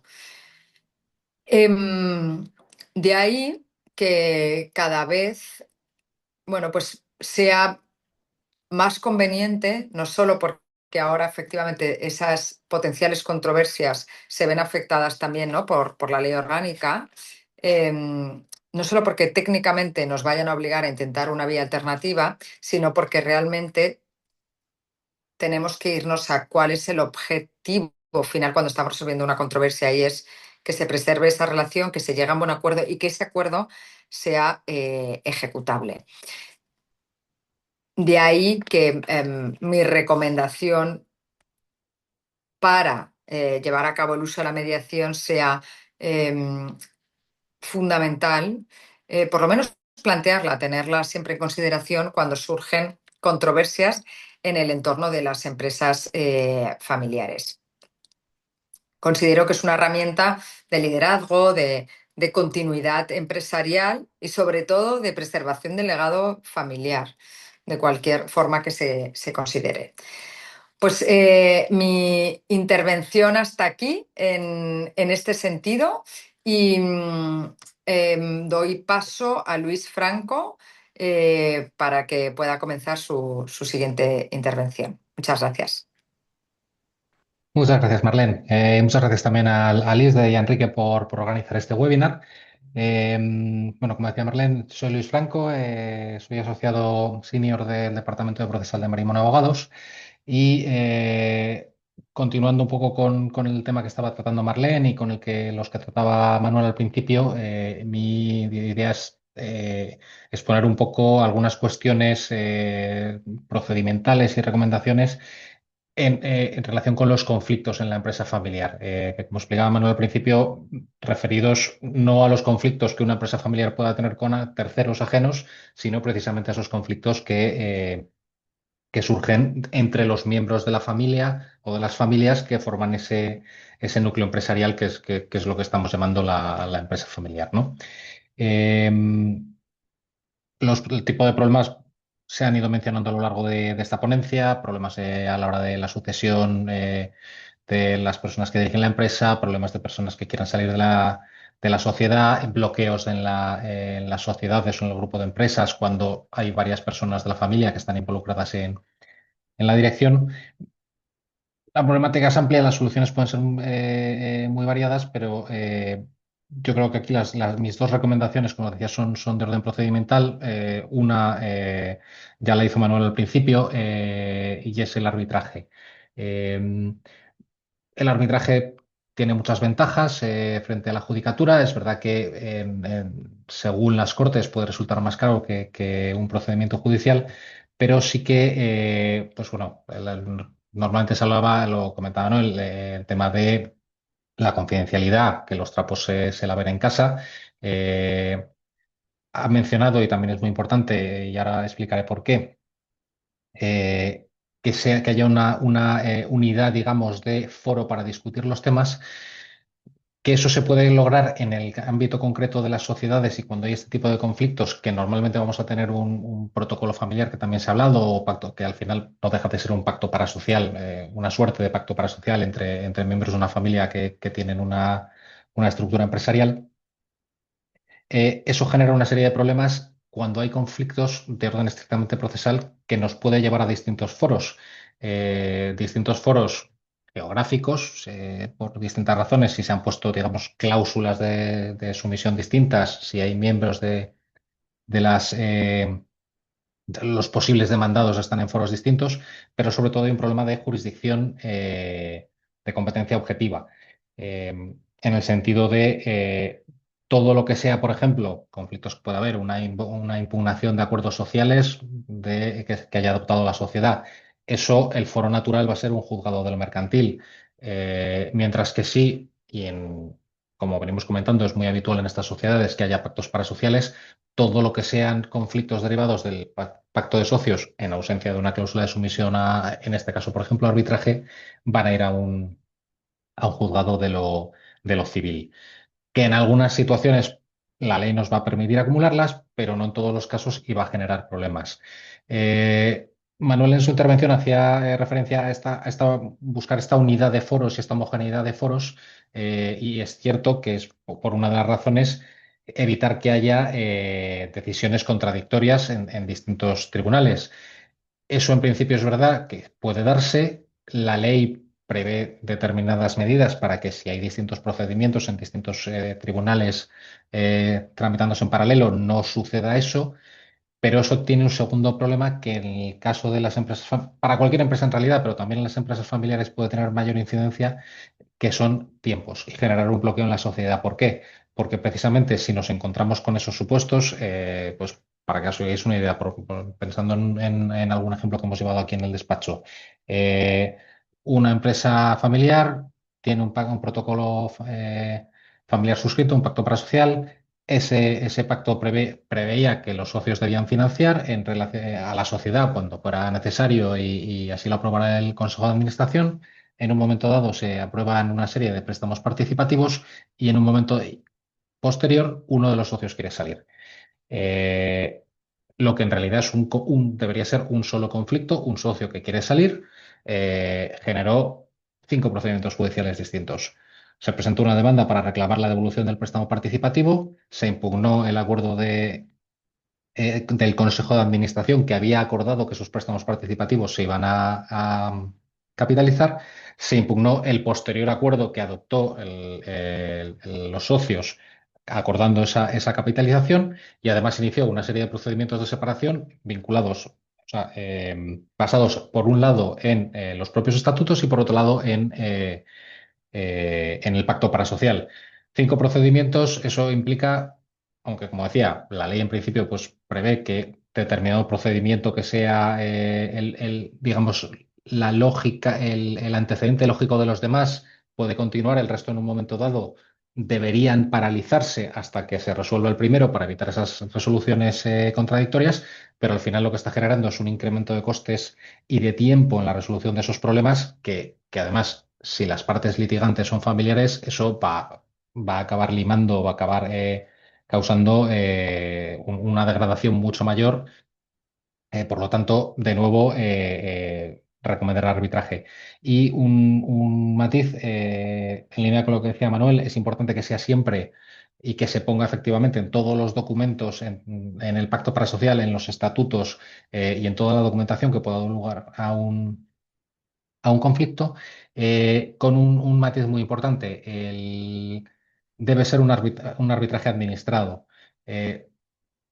Para los pactos parasociales y las cuestiones que no sean impugnación de acuerdos no sería estrictamente necesario, aunque siempre es recomendable un arbitraje administrado. Para poder impugnar acuerdos societarios es un requisito que establece la norma que la cláusula de arbitraje que se incluya en los estatutos de la sociedad sea un arbitraje administrado por una corte de arbitraje. La Corte Española, la CCI, en fin, ahí dependiendo un poco el tamaño será recomendable una u otra. Como segunda recomendación, enganchando con lo que ha explicado Marlene en la intervención anterior, efectivamente la mediación es un medio, sea, digamos, como medio alternativo de resolución de controversias obligatorio que ahora ha establecido la ley para determinados conflictos, si se va a ir a sede judicial, o incluso aunque se haya establecido, como decíamos, un arbitraje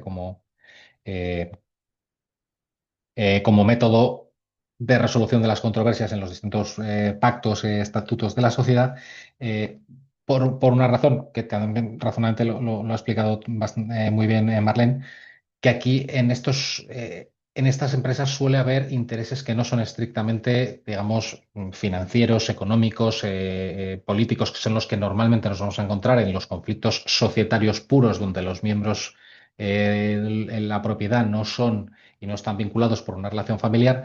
Aquí muchas veces el conflicto, a veces ni siquiera existe ese interés más económico, financiero, más objetivable, sino que pueden hacer perfectamente o nacer o desde luego estar incrementado por filias y fobias dentro de la familia, por agravios reales o percibidos dentro de la familia. Y en ese sentido, la mediación sí puede dar esa salida a buscar una solución no estrictamente judicial, porque aquí le voy a llevar la contraria a Marlene.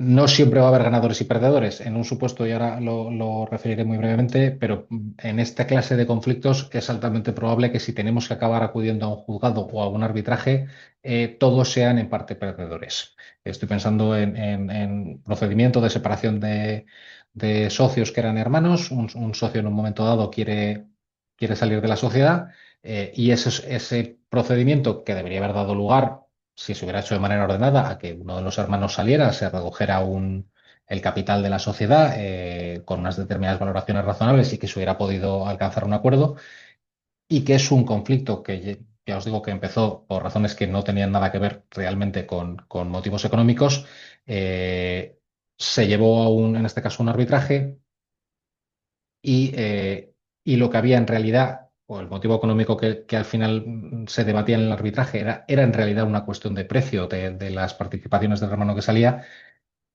Y como en ese procedimiento, además esa confianza que también ha salido en otros ámbitos en algunas de las ponencias, pero esa confianza que hay en la familia de, bueno, esto es un protocolo, somos familia, se habían pasado unos pocos días los otros hermanos en hacer una contrapropuesta de precio. La resolución que acabó saliendo era que, como estaba fuera de protocolo, se había incumplido el protocolo y la solución fue que hubo que disolver la sociedad. Y eso pues, provocó unas pérdidas de varios millones de euros sobre el patrimonio por la manera en la que hubo que realizar la venta. Entonces, de nuevo, el arbitraje que quizá, perdón, el arbitraje, la mediación puede no ser en todos los supuestos, a lo mejor no es lo adecuado. Yo creo que si realmente la situación está ya verdaderamente rota, a lo mejor no sirve y es sí, si estamos en un arbitraje y puedo saltármelo, si tengo que ir a un juzgado, desde luego, sí que creo que es lo adecuado, es intentar esa mediación, pero es desde luego una medida que hay que valorar muy seriamente a la hora de intentar solucionar los problemas para evitar que lleguemos a los tribunales o al arbitraje y, como decía, que haya ganadores y perdedores o directamente que haya solamente perdedores en un conflicto familiar como son estos casos, que además, sobre todo si vamos por tribunales, pueden enconarse y alargarse durante años, degradando cualquier relación familiar que pudiera existir. Entonces, no me alargo más, que ya llevamos mucho tiempo y tendremos al público cansado. Sin más, doy paso a Marina Roji y a Luis Vegas de Evergreen. Muchas gracias, Luis. Gracias por la introducción. Bueno, mi nombre es Luis Vegas, socio del equipo de Corporate de Evergreen Legal, y me acompaña Marina Roji, que es asociada senior de nuestro equipo. Nosotros vamos a centrar nuestra exposición intentando que sea desde un punto de vista práctico, en el impacto que tiene un proceso de M&A en una empresa familiar. Voy a hacer unas consideraciones generales y luego mi compañera Marina entrará en algunos detalles. Como consideraciones previas, aprovechando que un poco nuestra experiencia, que principalmente se centra en el mid-market, y muchos de nuestros clientes son fondos que tienen como principal objetivo estas empresas familiares, nosotros venimos notando en los últimos años una tendencia, quizá por el propio tejido empresarial español, a que hay especial apetito por la empresa familiar, más allá de porque exista liquidez en el mercado, por que muchos empresarios se acercan a la edad de jubilación y no existe un relevo, lo cual impacta en las expectativas de salida, incluso generando en algunos casos determinadas urgencias de venta o determinadas urgencias de buscar esa transición que no se puede encontrar dentro de la familia, buscarla fuera, ¿no? Y eso evidentemente tiene un impacto a lo largo de todas las fases del proceso. Desde un punto de vista de la parte preliminar, pues evidentemente esto es algo bastante obvio, pero lo ideal es llegar a esa parte en la que se va a iniciar el proceso, habiendo preparado y anticipado el proceso de M&A, el proceso de venta de la empresa familiar. Por un lado, desde el accionariado, como se ha dicho a lo largo de la sesión, bien a través de un protocolo familiar o pacto de socios que organice la salida, pero también desde el punto de vista de la gestión, dado que no es lo mismo plantear la salida con la existencia de un relevo que sin él, en términos de lo atractiva que sea la inversión para un potencial inversor, pues siempre el hecho de que el relevo en la gestión esté preparado, puede ser una cuestión determinante. Y en este sentido, nosotros venimos detectando últimamente la existencia de nuevos players en el mercado dedicados a ayudar a empresas de naturaleza familiar a preparar esa salida al mercado, no solo con el clásico M&A que asesoraba haciendo un vendor due diligence y una due diligence financiera a corto plazo, sino asesores, consultores que ayudan a estas compañías más a largo plazo, incluso estamos hablando incluso de años, una preparación tan a largo plazo. Estamos viendo que cada vez, precisamente quizá por esa naturaleza del tejido empresarial, están surgiendo este tipo de asesores. Obviamente, si esto es durante la preparación, durante el proceso de M&A destacaríamos como rasgos esenciales la importancia de tener asesores especializados, la importancia de, a través de esos asesores especializados que conocen cómo funciona un proceso de M&A, manejar las expectativas. Nosotros muchas veces nos encontramos con una carta de intenciones que plantea una serie de expectativas y según se va desarrollando el proceso, la realidad es distinta y hay que preparar al empresario para esa distinción entre lo que es una carta de intenciones muy atractiva y lo que luego se puede llegar a convertir en realidad. En este sentido, cambiando un poco en el foco, imaginando que quien está planteándose adquirir la empresa familiar es un fondo, es bastante importante el elemento personal. O nosotros detectamos que es muy importante el elemento personal. Hemos visto muchas operaciones en que no se deciden por una cuestión puramente económica, por una cuestión puramente de precio, sino por la confianza que la gente, las personas del fondo son capaces de generar en la familia que está vendiendo el negocio de su vida. Con lo cual muchas veces se deja de lado, pero es un elemento muy importante a tener en cuenta en el durante, principalmente en el durante porque es un proceso largo, suele ser un proceso duro, en general un proceso de M&A requiere cierto nivel de resistencia, pero especialmente en una empresa de carácter familiar que mientras tiene que poner el foco en en el proceso de adquisición, en el proceso de venta, tiene que seguir gestionando la compañía porque además no tiene certeza de que de que ese procedimiento vaya a acabar de manera exitosa. Y luego, evidentemente, durante el proceso hay riesgo de que haya fricciones entre los diferentes miembros de la familia, como se ha comentado en algún momento.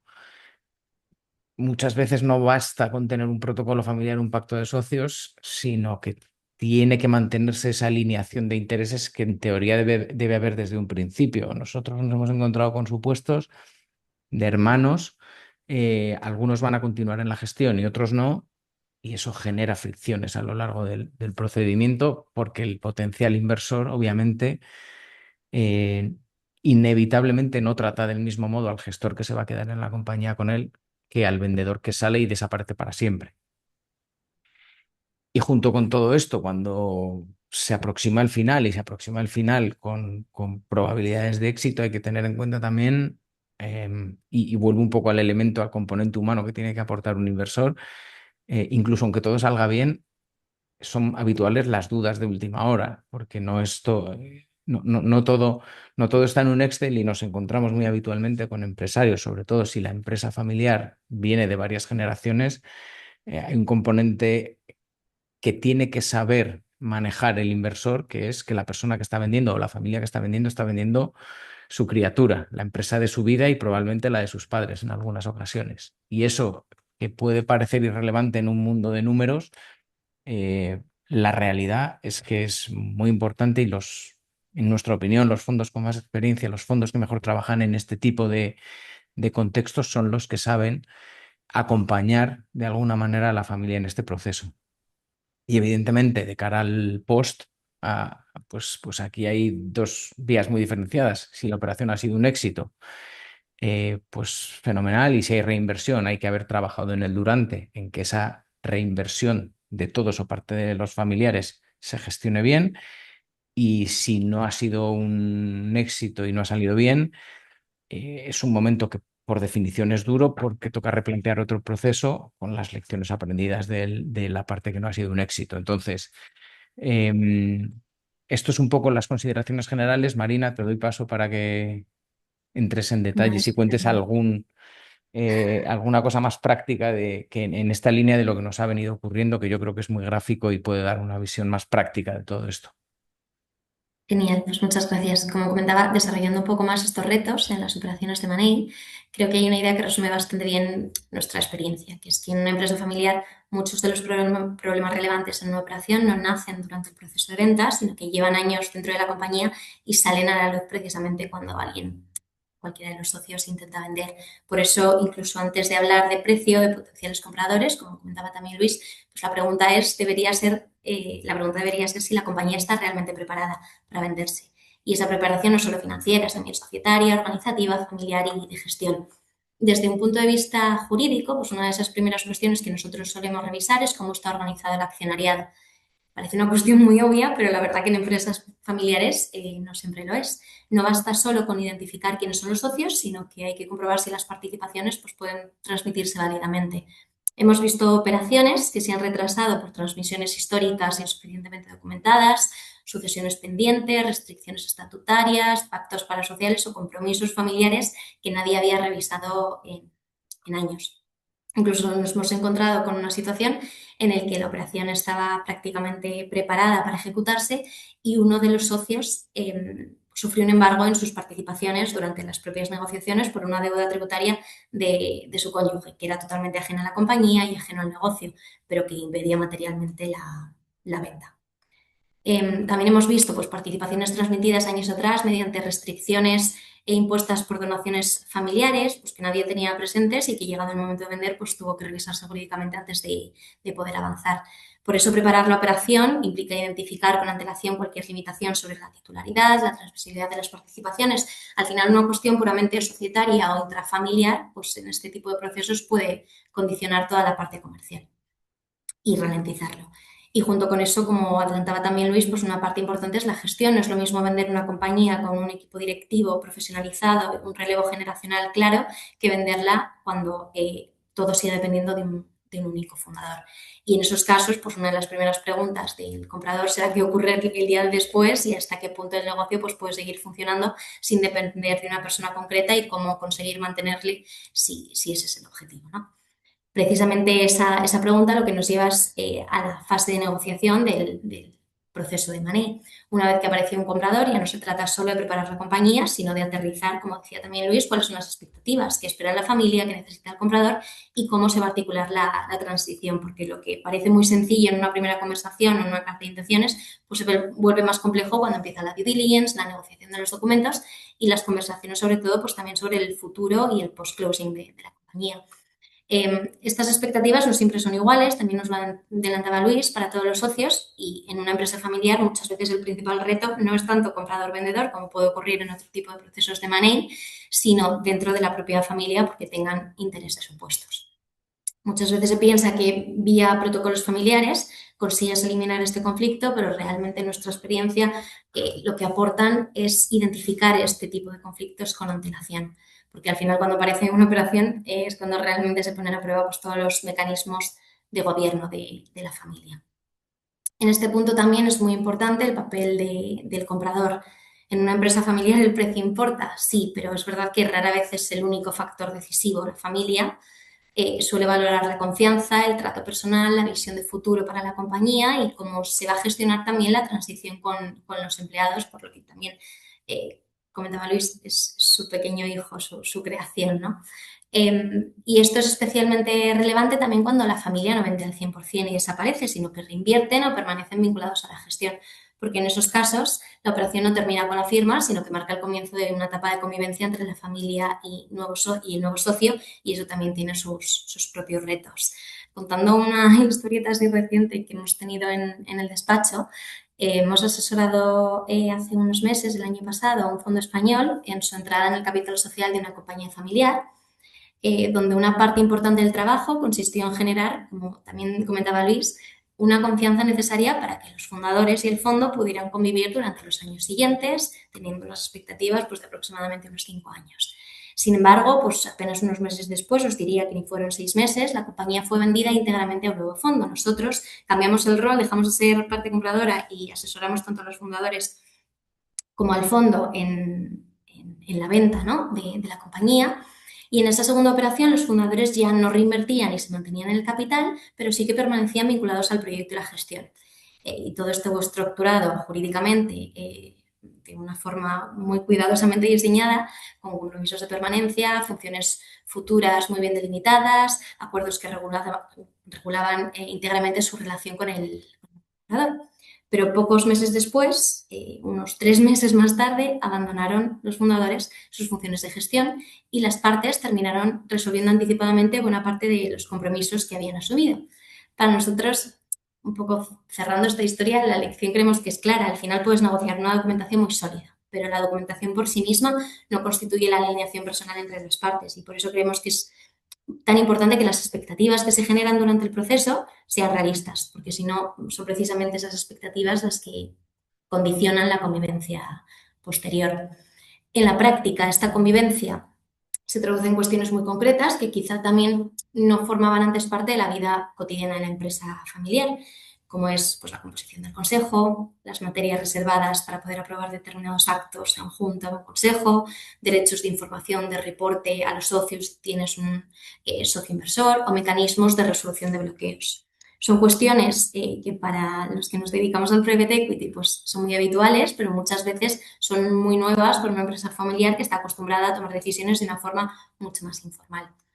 Por eso, para cerrar, si cerráramos con una idea, diría que en una empresa familiar, al final, el éxito de la operación de Money no depende solo del precio, sino depende de llegar al proceso con la compañía preparada, con la familia alineada y con las expectativas que sean realistas sobre lo que va a ocurrir antes, durante y después de la transacción en el proceso de Money.